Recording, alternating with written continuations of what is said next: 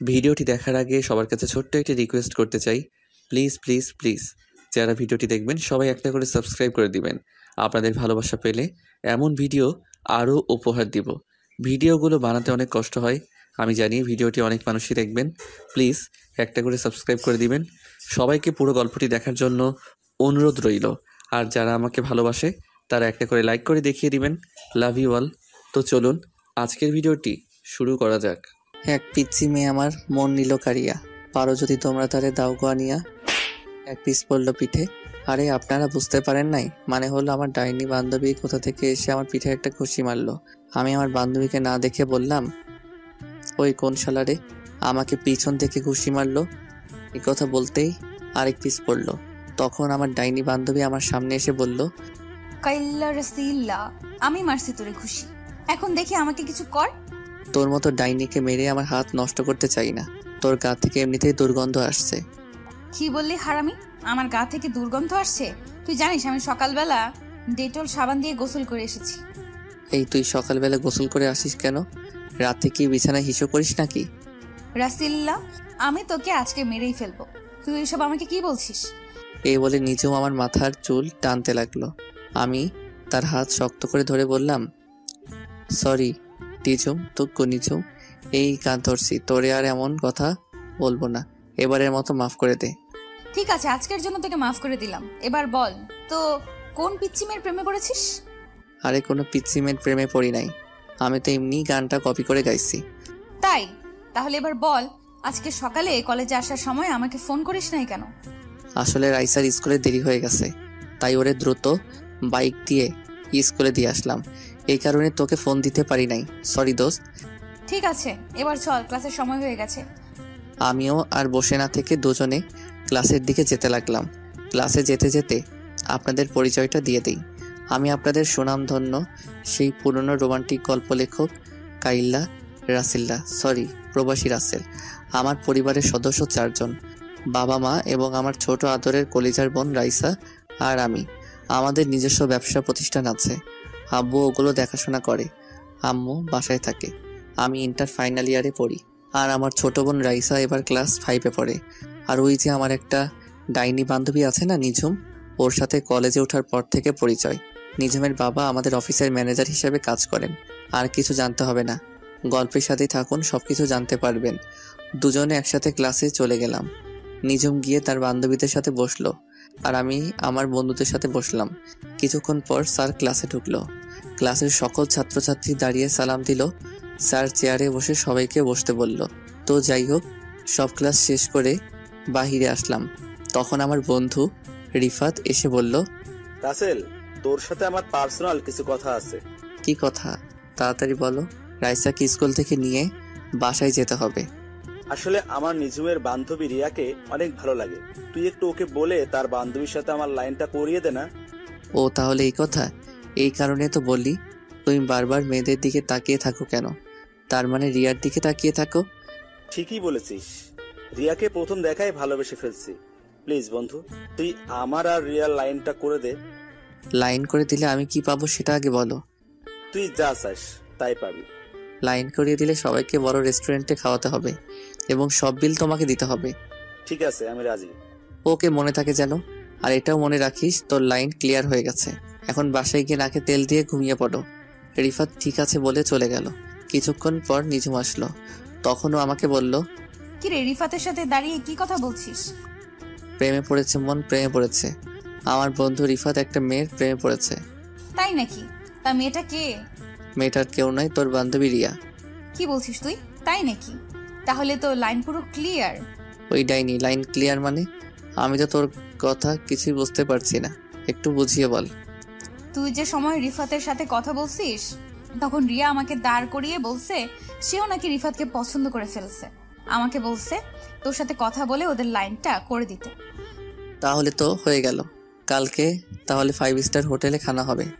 হয়েছে, এখন তাড়াতাড়ি চল, তুই না আবার রাইসাকে স্কুল থেকে বাসায় নিয়ে যাবি। আমি ঠিক আছে বলে পার্কিং থেকে বাইকটা নিয়ে কলেজের গেটে আসলাম। মিমকে একটা রিক্সায় উঠিয়ে দিয়ে আমি সোজা চলে গেলাম রাইসার স্কুলের সামনে। স্কুলের সামনে গিয়ে দেখি আমার কলিজার বোনটা রাগ করে গেটের সামনে বসে আছে। আমি বাইকটা নিয়ে সোজা রাইসার সামনে দাঁড়ালাম।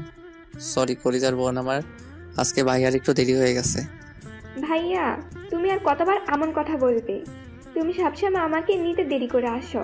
আমার বুঝি কষ্ট হয় না দাঁড়িয়ে থাকতে? এই যে বোন আমার, এই কানে ধরলাম, আজকের পর আর দেরি হবে না, এবারের মতো সরি। সরি বলে কাজ হবে না, আমার আইসক্রিম এবং চকলেট কিনে দিতে হবে। ঠিক আছে দিব, এবার বাইকে ওঠো। রাইসা একটা মুচকি হাসি দিয়ে বাইকের পিছনে উঠলো। আমার বোনের মিষ্টি হাসি দেখলে আমার দিন অনেক ভালো কাটে। বোনের কান্না আমি সহ্য করতে পারি না। আজ পর্যন্ত রাইসারকে একটা টোকা পর্যন্ত দেই নাই। আব্বু আম্মু সবাই রাইসাকে অনেক আদর করে, আবার ভাববেন না শুধু রাইসাকে আদর করে, আমাকেও কম করে না। তো যাই হোক, রাইসাকে নিয়ে বাসায় চলে আসলাম। আসার সময় রাইসাকে আইসক্রিম এবং চকলেট কিনে দিছি। বাইক পার্কিং করে দুই ভাই বোন বাসার কলিং বেল চাপ দিলাম। খালা এসে দরজা খুলে দিল। খালা মানে কাজের বুয়া, আমি ওনাকে খালা বলে ডাকি। দুই ভাই বোন বাসার ভিতরে ঢুকে আমি আমার রুমে এবং রাইসা তার রুমে চলে গেল। আম্মু কিচেন রুমে ছিল। পরের দিন সকালে ঘুম থেকে উঠে ফ্রেশ হয়ে দুই ভাই নাস্তা করে বাসার বাহিরে এসে বাইক নিয়ে রাইসাকে তার স্কুলে নামিয়ে দিয়ে আমি কলেজে চলে আসলাম। কলেজের গেট দিয়ে ঢুকে সামনে তাকিয়ে দেখি আমার খাচ্চন্নি ডাইনি বান্ধবী আমার আগে এসে হাজির। আমি বাইকটা পার্কিং করে নিজ রুমের সামনে গেলাম। কিরে ডাইনি, তুই আজকে আমার আগে কলেজে? রাসিল্লা, তোরে আমি মেরেই ফেলবো। তুই আমাকে এই নাম ছাড়া অন্য নামে ডাকতে পারিস না। এর থেকে আর ভালো নাম আমি খুঁজে পাই না। তুই তো এমনিতেই একটা ডাইনি, সব সময় আমার সাথে লেগে থাকিস। কি? তার মানে তুই বলতে চাইছিস আমি সবসময় তোর সাথে ঝগড়া করি? তা নয় তো কি, আমি দেখতে কত সুন্দর, আমার আব্বা আমাকে সুন্দর একটা নাম দিছে রাসেল, আর তুই আমাকে কি নামে ডাকিস? তাই নাকি? তুই অনেক, তোর নামটা অনেক সুন্দর, তাই না? তাহলে আজ পর্যন্ত একটা প্রেম করতে পারলি না কেন? তোর মতো ডাইনি আমার সাথে থাকলে কোনো মেয়ে আমার সামনে আসতে সাহস করে না। কেন? আমি কি বাঘ না ভাল্লুক যে আমাকে তারা ভয় পায়? তার থেকে কম কোথায়, কত সুন্দর সুন্দর মেয়ে কলেজে পড়ে, আমার সাথে কথা বলতে চায়, তোকে সাথে দেখলে আসতে চায় না। তার মানে তুই বলতে চাইছিস আমি যেন তোর সাথে না থাকি? ঠিক আছে, আজকের পর আমি তোর সামনে কখনো আসবো না। এই বলে নিঝুম কলেজ থেকে বেরিয়ে গেল। আমি পিছন থেকে অনেকবার ডেকেছি, কিন্তু ও আমার ডাকে সাড়া না দিয়ে চলে গেল। বুঝেছি নিঝুম আমার সাথে অভিমান করেছে। আমি আর কিছু না ভেবে ক্লাসে চলে গেলাম। ক্লাসে এসে রিফাতের সাথে বসলাম। তখন রিফাত আমাকে বলল, কিরে, মিমকে তোর সাথে দেখলাম, নিঝুম কোথায়? আমার সাথে রাগ করে চলে গেছে। এটা তো নতুন কিছু নয়, এখন রাগ করবে, কিছুক্ষণ পর তোর 14 গোষ্ঠী উদ্ধার করবে। সেটা আমি ভালোই করে জানি, তবে আজকে একটু বেশি রেগে গেছে। মনে হয় না তাদের বাড়িতে না যাওয়া পর্যন্ত রাগ থামাতে পারবো। আচ্ছা, ওটা বাদ দে, এখন বল আমার বিষয়ে কতটুকু আগালি? তোর লাইন মনে কর ক্লিয়ার। কলেজ শেষে 5 স্টার হোটেলে নিয়ে যাস, তাহলে শোন। তারপর গতকালের সবকিছু রিফাতকে খুলে বললাম। কসকি মামা, তাহলে তো ক্লাস শেষ করে রিয়াকে প্রপোজ করব। ঠিক আছে, করিস। তারপর আরো কিছুক্ষণ কথা বলার পর ক্লাসে স্যার চলে আসলো। আমরা সবাই দাঁড়িয়ে স্যারকে সালাম দিলাম। স্যার সবাইকে বসতে বলে পড়া শুরু করলো। দেখতে দেখতে সব ক্লাস শেষ করে বাহিরে আসলাম। রিফাতও আমার সাথে বের হলো। রিফাত কলেজের পাশের থেকে একটা ফুল ছিঁড়ে হাতে নিল রিয়াকে প্রপোজ করার জন্য। কিছুক্ষণ পর রিয়া ক্লাস থেকে বেরিয়ে আসলো। রিফাত রিয়ার সামনে হাঁটু গেড়ে বসে প্রপোজ করতেই এমন কিছু দেখতে পাবো সেটা কখনোই আশা করি নাই। রিফাত রিয়াকে প্রপোজ করতেই রিয়া রিফাতের গালে ঠাস করে একটা থাপ্পড় মেরে দিল। কি থেকে কি হয়ে গেল আমি দাঁড়িয়ে না থেকে ওদের সামনে গিয়ে রিয়াকে বললাম, রিয়া তুই এটা কি করলি? তুই রিফাতকে থাপ্পড় মারলি কেন? তুই না ওকে পছন্দ করিস? মিম আমাকে সবকিছু খুলে বলছে। আরে ও ভাবলো কি রে, আমি ওকে ভালোবাসবো? যে ছেলে আমার ভাইকে কলেজের সবার সামনে মারতে পারে, আমি তাকে ভালোবাসবো? তোর ভাই মানে? তুই কার কথা বলছিস? আমার ভাই হচ্ছে এই এলাকার মেয়র আমজাদ খানের ছেলে, মুরাদ চৌধুরী। রিফাত, তার মানে আমি অসুস্থ থাকা অবস্থায় তুই যে ছেলেকে মারছিস, রিয়া সেই ছেলের কথা বলছে? রাসেল, আর ওই ছেলেটাকে কেন মেরেছি তুই তো সবকিছু জানিস। ও আচ্ছা, তার মানে ঘটনা এখানে। আর রিয়া তোর ভাই তোকে বলে নাই কেন রিফাত তোর ভাইকে মেরেছে? বলেছে, মুরাদ বলেছে। সে নাকি রাস্তা দিয়ে বাইক চালিয়ে আব্বুর এক জনসভায় যাচ্ছিল, তখন হঠাৎ রিফাত কিছু ছেলে নিয়ে আমার ভাইকে আজকে কলেজের মাঠে নিয়ে এসে অনেক মারে। এই জন্য আমি এই কলেজে নতুন ভর্তি হই, আমার ভাইয়ের প্রতিশোধ নিতে। এবার রিয়া আমার কথা শোন, তোর ভাই কি করেছে জানিস? রিফাতের বোন পায়েলকে প্রতিদিন কলেজ যাওয়া আসার সময় ডিস্টার্ব করতো, তাই রিফাত ওকে মারলো। তোর মাথা ঠিক আছে? আমার ভাই প্রতিদিন ওর বোনকে কিভাবে ডিস্টার্ব করলো? আমার ভাই যেদিন মার খেয়েছে ওই দিনই কানাডা থেকে দেশে এসেছে। এসে ও আব্বুর সাথে দেখা করতে যাচ্ছিল। আমরা 2 ভাই বোন জমজ হয়েছি। মুরাদ কানাডা পড়াশোনা করেছে, আর আমি দেশে করতাম। কি বলছিস তুই? তাহলে মনে হয় এখানে মিস্টেক হয়ে গেছে, তুই ওকে মাফ করে দে। না, আমি ওকে কখনো মাফ করব না। এই বলে রিয়া চলে গেল। বেচারা রিফাত চেহারা মন মরা করে দাঁড়িয়ে আছে। তখন আমি বললাম, চিন্তা করিস না, রিয়ার মনে তোর জন্য একটু ভালোবাসা থাকে, তাহলে দেখবি রিয়া ঠিকই তোর কাছে ফিরে আসবে। এখন বাসায় চলে যা। রিফাত কিছু না বলে চলে গেল। হঠাৎ আমার মনে পড়লো, রাইসাকে তো স্কুল থেকে নিতে হবে, স্কুল তো ছুটি হয়েছে, প্রায় 1 ঘন্টার উপরে হয়েছে। আল্লাহ জানে আমার কপালে কি আছে। আমিও দাঁড়িয়ে না থেকে বাইক নিয়ে সোজা রাইসার স্কুলের সামনে চলে আসলাম, কিন্তু স্কুলের সামনে এসে দেখি রাইসা নেই। তখন আমি স্কুলের দারোয়ান চাচাকে বললাম, চাচা আমার বোন রাইসা কোথায়? ওকে তো দেখছি না। রাইসা মামুনিকে গেটের সামনে দাঁড়িয়ে থাকতে দেখলাম, এখন কোথায় গেছে বলতে পারবো না। আমি একটু আগে গেট রেখে দোকানে গিয়েছি, এসে দেখি রাইসা নেই। আমি তো মনে করছি তুমি এসে নিয়ে গেছো। চাচা আমি তো মাত্র আসলাম, কলেজে একটা কাজে দেরি হয়ে গেছে। তাহলে তুমি বাসায় একটা কল দিয়ে দেখো, হয়তো তোমার পরিচিত কেউ নিয়ে গেছে। আমি চাচার কথা মতো বাসায় আম্মুকে ফোন দিলাম। আম্মু ফোন ধরার পর আমি বললাম, আম্মু রাইসা কি বাসায় গেছে? রাইসাকে তো সেই কখন তোর আব্বু বাসায় নিয়ে এসেছে। অফিস থেকে তোর বাসায় একটা কাজের জন্য আসছিল, তখন রাইসার স্কুলের সামনে থেকে তোর আব্বু রাইসাকে নিয়ে আসে। ওহ আসলে আম্মু আমি কলেজে একটা কাজে আটকে গেছি, তাই দেরি হয়ে গেছে। ঠিক আছে, সমস্যা নেই, তুই এখন তাড়াতাড়ি বাসায় আয়। আম্মু আমি বাসায় আসতে একটু লেট হবে, কারণ নিজুম ডাইনি আজকে আমার সাথে রাগ করেছে। আগে ওর রাগটা কমিয়ে আসি। তোরা দুইটা কি ভালো হবে না? সবসময় টম অ্যান্ড জেরির মতো লেগে থাকিস কেন? আচ্ছা ঠিক আছে, তোমার সাথে বাসায় আসলে কথা বলবো, এখন রাখি। এই বলে ফোন কেটে দিয়ে বাইক চালিয়ে সোজা নিজমের বাসার সামনে চলে আসলাম। কিন্তু বাসার সামনে এসে আমি পুরো থ হয়ে গেলাম। নিজমের বাসার সামনে এসে দেখি তাদের বাসায় তালা দেওয়া। আমি পকেট থেকে মোবাইল বের করে নিজমের মোবাইলে ফোন দিলাম, কিন্তু অবাক করার ব্যাপার হলো নিজমের মোবাইল বন্ধ বলছে। আমি অনেকবার নিজমের মোবাইলে ফোন দিলাম, কিন্তু বারবার বন্ধ বলছে। মনটা পুরো খারাপ হয়ে গেল। আমি আর দাঁড়িয়ে না থেকে বাসায় চলে আসলাম। এভাবে দেখতে দেখতে 1 মাস চলে গেল, কিন্তু নিজুমের কোনো খবর পেলাম না। আব্বুকেও জিজ্ঞেস করছিলাম, আব্বু বলল নিজুমের বাবার অনেক বয়স হয়েছে তো, তাই চাকরির রিজাইন দিয়ে চলে গেছে, কিন্তু কোথায় গেছে সেটাও বলতে পারবে না।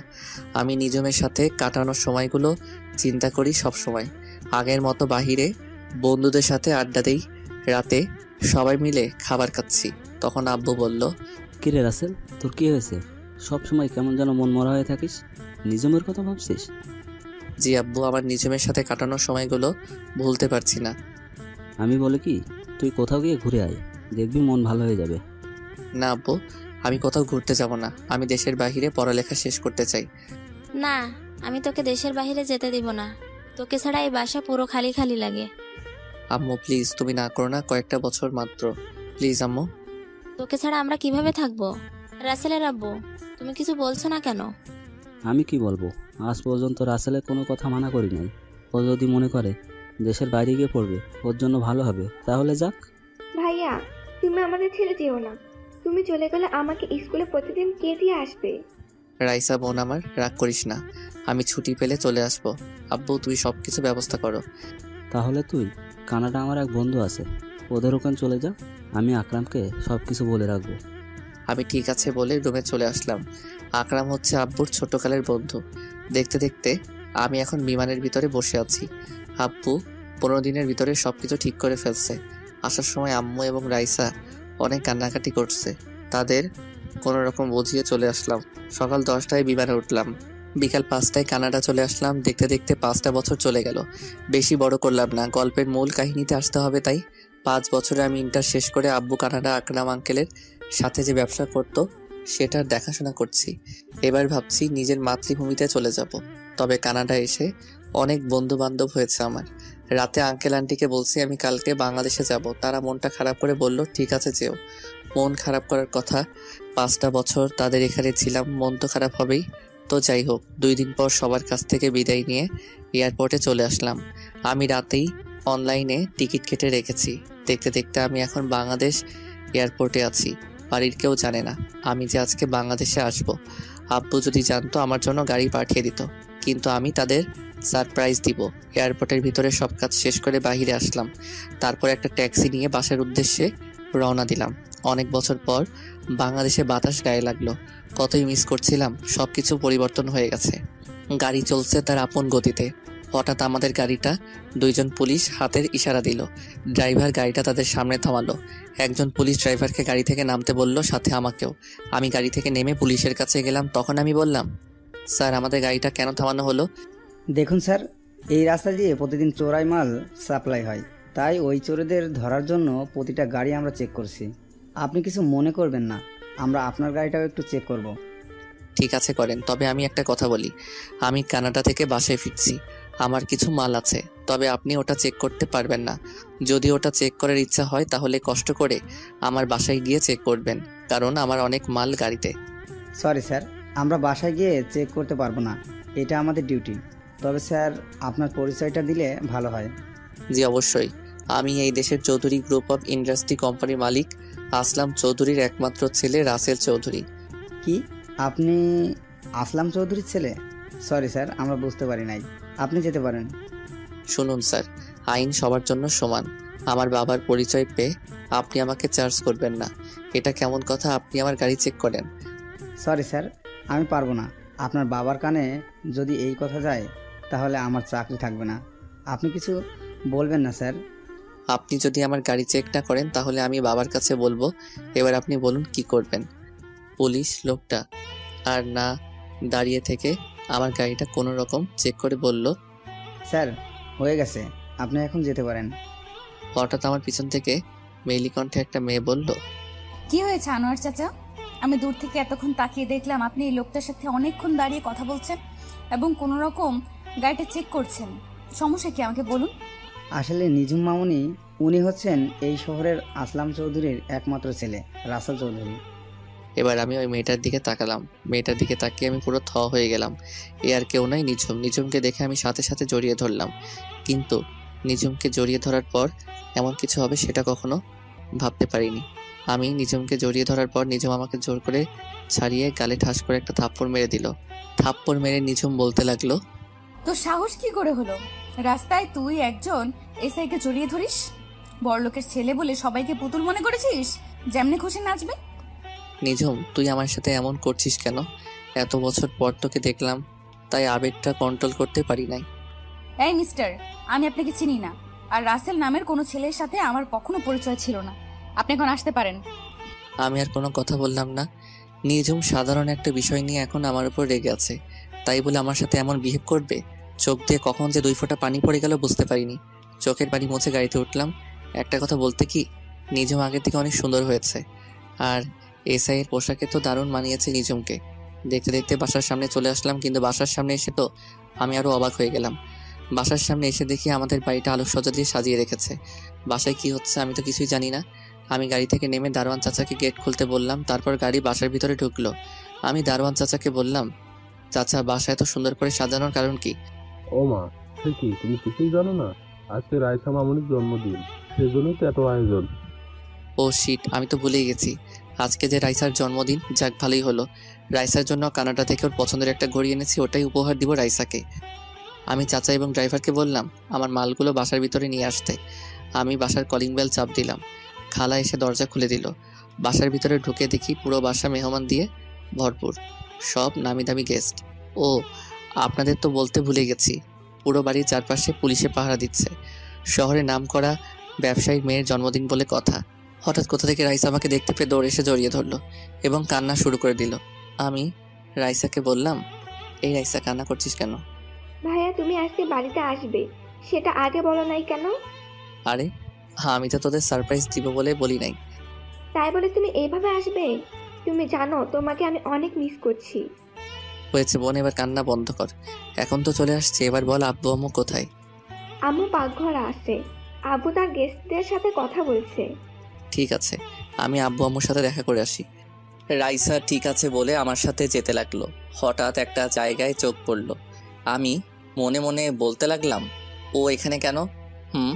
আপনারা ঠিকই ধরেছেন, এ আর কেউ নয়, নিঝুম। কিন্তু নিঝুম আমার আগে বাসায় আসলো কিভাবে? হয়তো এসআই দেখে তাড়াতাড়ি চলে এসেছে।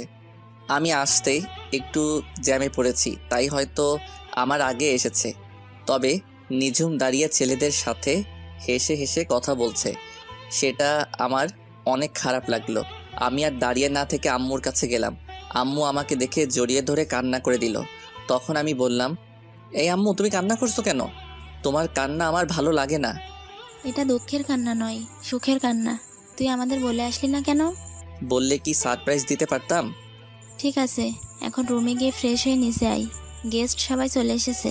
তোর আব্বুর সাথে দেখা করছিস? এখনো করি নাই, ভাবছি তোমার সাথে দেখা করে তারপর আব্বুর সাথে দেখা করব। আচ্ছা, তুই ফ্রেশ হয়ে দেখা করিস। তুই অনেক দূর থেকে এসেছিস। আমি ঠিক আছে বলে আমার রুমে চলে আসলাম। আমার রুমটা আগের মতোই আছে, তবে রুমটা সুন্দর করে সাজিয়ে রেখেছে আম্মু। আমি আর কিছু না ভেবে ওয়াশরুমে চলে গেলাম। ফ্রেশ হয়ে গায়ের শার্টটা খুলে নতুন একটা পাঞ্জাবি পরেছি। পাঞ্জাবি পরে নিচে চলে আসলাম। তারপর আব্বুর সাথে করতে লাগলাম। আসসালামু আলাইকুম আব্বু, কেমন আছো? আরে রাসেল, তুমি কখন এসেছো? আমাকে তো বলে আসো নাই। আসলে আব্বু, তোমাদের সারপ্রাইজ দিব বলে বলি নাই। এসেছিস, ভালোই হয়েছে। চল, তোকে সবার সাথে পরিচয় করে দিই। তারপর আব্বু সবার সাথে আমাকে পরিচয় করিয়ে দিল। দেখতে দেখতে অনুষ্ঠান শুরু হয়ে গেল। তবে আমি রুম থেকে আসার পর নিঝুমকে দেখতে পেলাম না। হঠাৎ দেখি নীল রঙের শাড়ি পরে একটা মেয়ে সিঁড়ি দিয়ে নিচে নামতে আসে। আমি তার দিকে ভালো করে তাকিয়ে পুরো অবাক হয়ে গেলাম। এ আর কেউ নয়, নিঝুম। নিঝুমকে নীল রঙের শাড়িতে পরীর মতো লাগছে। সব ছেলেরা নিঝুমের দিকে তাকিয়ে আছে। আমার কেমন যেন হিংসা হচ্ছে। তো যাই হোক, রাইসা কেক কাটার জন্য দাঁড়িয়ে আছে। আমি, আব্বু এবং রাইসার পাশে দাঁড়ানো। বাকি সব গেস্ট আমাদের চারপাশে দাঁড়ালো। রাইসা কেক কাটার পর সবাই তাকে অভিনন্দন জানিয়েছেন। রাইসা প্রথমে কেক কেটে আমাকে খাইয়ে দিল। তারপর আব্বু আম্মুকে, আমিও রাইসাকে খাইয়ে দিলাম। নিঝুম এসে রাইসাকে কেক খাইয়ে দিল। তার গান বাজনা হলো। আমি আর দাঁড়িয়ে না থেকে বাসার ছাদে চলে আসলাম। কিছুক্ষণ পর দেখি নিঝুম ছাদে আসলো। ছাদে এসে কার সাথে যেন মোবাইলে হেসে হেসে কথা বলতে আসে। আমি নিঝুমের সামনে গেলাম। তখন নিঝুম ফোন কেটে দিয়ে আমাকে বলল, আপনি আমার সামনে কেন এসেছেন? কিছু বলবেন? বলার তো অনেক কিছু আছে, কিন্তু তুমি তো আমার কোনো কথা শুনছো না। হ্যালো মিস্টার, আমাকে তুমি করে না বলে আপনি করে বলুন। আর যেটা বলবেন তাড়াতাড়ি বলুন, আমার এখনো ডিউটি চলছে। আচ্ছা, আপনি এত বদলে গেলেন কিভাবে? আপনি কলেজ থেকে গিয়ে কোথায় হারিয়ে গেলেন? আপনাকে আমি পুরো ঢাকা শহর খুঁজেছি। সেটা আমি আপনাকে বলার প্রয়োজন মনে করি না। কেন, সেটা কি আমি জানতে পারি? আমার দোষটা কি ছিল? আমি তো আপনার সাথে একটু মজা করছিলাম, কিন্তু আপনি যে এত অভিমান করবেন সেটা আমার জানা ছিল না। অতীত নিয়ে আমি আপনাকে কিছু বলতে পারবো না। আমি গেলাম। এ বলে নিঝুম আমার সামনে থেকে চলে গেল। আমি মনে মনে ভাবতে লাগলাম, নিঝুম আমাকে না চেনার ভান করছে কেন? আমার সাথে এরকমভাবে কথা বলছে কেন? আমাকে সব কিছু বের করতে হবে। আমি ছাদে আর দাঁড়িয়ে না থেকে নিচে চলে আসলাম। বাসায় সব গেস্ট চলে গেছে। রাতে সবাই একসাথে বসে খাবার টেবিলে গেলাম খাবার খেতে। হঠাৎ দেখি নিঝুম সিঁড়ি দিয়ে নেমে আমাদের সাথে বসলো। আমি তো কিছুই বুঝতে পারছি না। তখন আমি আম্মুকে বললাম, আম্মু, এসআই ম্যাম দেখি আমাদের সাথে খেতে বসেছে, কারণ কি? ওহ, তোকে তো বলাই হয়নি। নিঝুমের এই দুনিয়ায় আপন বলতে কেউ নেই। নিঝুমের আব্বু আম্মু দুজনে মারা গেছেন, তাই নিঝুমকে তোর আব্বু আমাদের বাসায় নিয়ে এসেছে। ওনার আব্বু আম্মু কিভাবে মারা গেছে? আর উনি কতদিন ধরে আমাদের বাসায় থাকেন? নিঝুম তো প্রায় আজ 4 বছর ধরে আমাদের সাথে থাকে। কি? তাহলে তোমরা আমাকে বলো নাই কেন কোনোদিন? আমাদের কি দোষ? নিঝুম তো বলতে মানা করেছে। হয়েছে, এবার কথা বলা বন্ধ করো। রাত অনেক হয়েছে, খাবার খেয়ে ঘুমাতে হবে। কেউ আর কোনো কথা বললো না। সবাই খাবার খেতে লাগলো। ও, আপনাদের তো বলতে ভুলে গেছি, আমি রাইসার ঘড়িটা দিয়ে দিছি। খাবার খেয়ে রুমে চলে আসলাম। রুমে এসে মোবাইলটা হাতে নিয়ে আমি তো অবাক হয়ে গেলাম। দেখি মায়াজাল আইডি থেকে আমার মোবাইলে অনেকগুলো মেসেজ এসেছে। মায়াজাল আইডিটা আমার এক মেয়ে বন্ধুর। ওর সাথে কানাডা থাকতে পরিচয়, তবে এখন আমি বন্ধুটাকে দেখি নাই। সে বলেছে যেদিন সামনাসামনি দেখা হবে সেদিন মন ভরে দেখার জন্য। আমিও কখনো তাকে জোর করি নাই। তো যাই হোক, আমি ওকে একটা মেসেজ দিলাম। সরি, মোবাইল আমার সাথে ছিল না, তাই তোমার মেসেজের রিপ্লাই দিতে পারি নাই। সমস্যা নেই, তো কি করো তুমি? এই তো খাবার খেয়ে রুমে আসলাম। আজকে আমার ছোট বোন রাইসার জন্মদিন গেছে। কি, তুমি দেশে এসেছো? আমাকে একটু বললে না? সরি, আমি কাউকে জানাই নাই। সবাইকে সারপ্রাইজ দিতে গিয়ে নিজেই সারপ্রাইজড হয়ে গেলাম। বাসায় এসে শুনি রাইসার জন্মদিন আজকে। আমি নিজেই ভুলে গেছি রাইসার জন্মদিনের কথা। ঠিক আছে, এবারের মতো মাফ করে দিলাম। তা তোমার নিঝুমের কোনো খোঁজ পেলে? আসলে আমি সবকিছু ওর সাথে শেয়ার করছি। তখন আমি বললাম, খোঁজ পেয়েছি, তবে আগের নিঝুম আর এখনকার নিঝুমের মধ্যে অনেক পার্থক্য। কি বলছো তুমি? কেন হয়েছে? আমাকে একটু খুলে বলো। তাহলে শোনো। তারপর সবকিছু খুলে বললাম প্রথম থেকে শেষ পর্যন্ত। আমার মনে হয় কি কোনো কিছুর কারণে তোমার সাথে এখন অভিমান করে আছে। তুমি তার সাথে যে দোষ করেছো ওটা তো কোনো দোষের কাতারে পড়ে না। তা ঠিক আছে, কিন্তু ও আমার সাথে কেন এমন করছে আমার তো মাথায় কিছুই ঢুকছে না। চিন্তা করো না, তুমি তার সাথে লেগে থাকো, দেখবে সবকিছু ঠিক হয়ে যাবে। ঠিক আছে, তোমার কথা যেন সত্যি হয়। ভালো থেকো, আল্লাহ হাফেজ। এটা বলে আমি নেট বন্ধ করে শুয়ে গেলাম। পরের দিন সকালে রাইসা এসে ডাকতে শুরু করলো। তখন আমি রাইসাকে বললাম, কি রে রাইসা, এত সকাল সকাল ডাকছিস কেন? আব্বু তোমাকে ডাকছে। নিজুম আপুর গাড়ি নষ্ট হয়ে গেছে, তাই আব্বু বলছে তুমি নিজুম আপুকে থানায় দিয়ে আসতে। ঠিক আছে তুই যা, ভাইয়া ফ্রি হয়ে আসতে আসি। রাইসা ঠিক আছে বলে রুম থেকে বেরিয়ে গেল। আমিও বিছানা থেকে উঠে ওয়াশরুমে ঢুকে ফ্রেশ হয়ে নিচে চলে আসলাম। নিচে এসে দেখি নিঝুম পুলিশের ড্রেস পরে দাঁড়িয়ে আছে। আমি নিঝুমকে বললাম, আপনি নাস্তা করছেন? যদি করে থাকেন তাহলে বাইরে গিয়ে দাঁড়ান, আমি হালকা নাস্তা করে আসছি। আমি নাস্তা করেছি, আপনি নাস্তা করে আসুন, আমি বাইরে দাঁড়ালাম। এ বলে নিঝুম চলে গেল। তখন আমি আব্বুকে জিজ্ঞেস করলাম, আচ্ছা আব্বু, নিঝুম পুলিশের চাকরি কবে থেকে করে? এমনি তো আমি জানতাম ওর পুলিশে চাকরি করার অনেক শখ ছিল। তোকে পরে এক সময় বলবো, মেয়েটা বাইরে দাঁড়িয়ে আছে। আমি ঠিক আছে বলে হালকা নাস্তা করে বাইরে আসলাম। তারপর আমার বাইকটা বের করলাম। দারোয়ান চাচা সবসময় বাইকটা পরিষ্কার করে রেখেছে। আমি বাইকে উঠে বসলাম। নিঝুম এসে আমার বাইকের পিছনে বসলো। নিঝুমের শরীর আমার পিঠের সাথে লাগার সাথে সাথে শরীর দিয়ে কারেন্ট বয়ে গেল। আজ প্রায় 5 বছর পর নিঝুম আমার বাইকের পিছনে বসলো। অন্যরকম একটা অনুভূতি কাজ করতে লাগলো। তো যাই হোক, আমি বাইক চালাচ্ছি, হঠাৎ নিঝুম বলল, বাইকটা একটু ওই পার্কের সামনে রাখেন তো, আপনার সাথে আমার কিছু কথা আছে। আমার সাথে কি কথা আছে যেটা বাইক থামিয়ে শুনতে হবে? সেটা আপনি বাইক থামানোর পর শুনতে পারবেন। আপনাকে যেটা বলছি সেটা করেন। আমি বাইক পার্কিং করে নিঝুমের সাথে পার্কের ভিতরে গেলাম, কিন্তু পার্কের ভিতরে যাওয়ার পর আমার সাথে এমন কিছু হবে সেটা আমি কখনো ভাবিনি। পার্কের ভিতরে যাওয়ার পর নিঝুম আমাকে জড়িয়ে ধরে ঠোঁটের সাথে ঠোঁট লাগিয়ে কিস করতে লাগলো। এমনভাবে কিস করতে লাগলো মনে হয় অনেক দিন জমিয়ে রেখেছে। আমি অনেক কষ্টে নিঝুমকে ছাড়িয়ে বললাম, কি ব্যাপার, আপনি আমাকে এভাবে কিস করলেন কেন? কিস করেছি, বেশ করেছি। কুত্তা বিলাই হনুমান, আমাকে এত বছর কষ্ট দিলি কেন? শুনুন, আমি বুঝতে পারি নাই আপনি যে আমার কথায় রেগে যাবেন। আমি তো শুধু মজা করছিলাম। ওই রাসিল্লার বাচ্চা, তুই আমাকে আপনি করে বলছিস কেন? আপনি একজন এসআই, আপনাকে তো সম্মান দিয়ে কথা বলতে হবে, তা না হলে তো থাপ্পড় মারবেন। আসলে ওই দিন রাস্তায় মানুষের সামনে জড়িয়ে ধরেছিস তো, তাই নিজেকে কন্ট্রোল করতে পারি নাই। ওই দিন না হয় নিজেকে কন্ট্রোল করতে পারেন নাই, তাহলে আজকে পার্কে এত মানুষের সামনে জড়িয়ে ধরে কিস করলেন কেন? আসলে তোকে সামনে দেখলে কেমন যেন জড়িয়ে ধরতে ইচ্ছে করে, তাই আজকে পার্কে জড়িয়ে ধরলাম। জড়িয়ে ধরলেন ভালো কথা, তাহলে আমাকে কিস করলেন কেন? ভালোবাসার মানুষকে কিস করতেই পারি, এটা স্বাভাবিক। ভালোবাসার মানুষ মানে? আপনি কি বলছেন, মাথা ঠিক আছে আপনার? আমি একজন এসআই, আমার মাথা সবসময় ঠিক থাকে। কিন্তু আমি তো কখনো আপনাকে ভালোবাসি নাই। ভালোবাসিস নাই, এখন থেকে ভালোবাসতে শুরু কর, আর তোর এই আপনি বলা বন্ধ কর। সরি নিঝুম ম্যাম, আপনি একজন এসআই, আমি আপনাকে ভালোবাসতে পারবো না, কারণ অন্য আরেকজনকে ভালোবাসি। ও সরি, আমি বুঝতে পারি নাই, তুমি আমাকে মাফ করে দিও। ঠিক আছে, তবে এরকম ভুল আর যেন না করেন। তো চলুন আপনাকে থানায় নামিয়ে দিয়ে আসি। তোকে আর কষ্ট করতে হবে না, আমি একাই যেতে পারবো। এই বলে নিঝুম পার্ক থেকে বেরিয়ে গেল মন খারাপ করে। আপনারা কি মনে করেছেন আমি নিঝুমকে ভালোবাসি না? তাহলে ভুল ভাবছেন। আমি নিঝুমকে প্রথম দেখায় ভালোবেসে ফেলেছি। ওকে একটু কষ্ট দেওয়ার জন্য এমন করেছি, কারণ ও আমাকে থাপ্পড় মেরেছে, ওইটার জন্য একটু কষ্ট দিব। তো যাই হোক, আমি পার্ক থেকে বেরিয়ে বাইক নিয়ে বাসার দিকে আসার সময় হঠাৎ দেখি রিফাতের মতো একটা ছেলে ভিক্ষা করতে আসে। আসলে কানাডা যাওয়ার পর রিফাতের সাথে আর কোনো যোগাযোগ হয়নি। আমি বাইকটা নিয়ে ছেলেটার সামনে গেলাম। আমি দূর থেকে যেটা আন্দাজ করছি সেটাই হয়েছে। আমি রিফাতের সামনে যাওয়ার পর রিফাতের দিকে তাকিয়ে অবাক হয়ে গেলাম। কি রিফাত, কি হয়ে গেল? নোংরা জামা কাপড় পরে আছে, চেহারার দিকে তাকালে বোঝা যায় 2-3 দিন মনে হয় কিছু খাইনি। আমি রিফাতকে বললাম, কিরে রিফাত, কেমন আছিস? আর তোর এই অবস্থা কেন? তুই তো এমন ছিলি না, কি হয়েছে আমাকে সবকিছু খুলে বল। বন্ধু, তোকে সবকিছু বলবো। 2 দিন ধরে কিছু খাইনি, খুব ক্ষুধা লাগছে। এই 2 দিন ধরে পানি খেয়ে আসছি। আমাকে হোটেলে ভাত খাওয়াবি? আরে তুই এটা কি বলছিস? তুই 2 দিন ধরে না খেয়ে আছিস, তাড়াতাড়ি আমার সাথে হোটেলে চল। এই বলে রিফাতকে নিয়ে একটা হোটেলে গেলাম।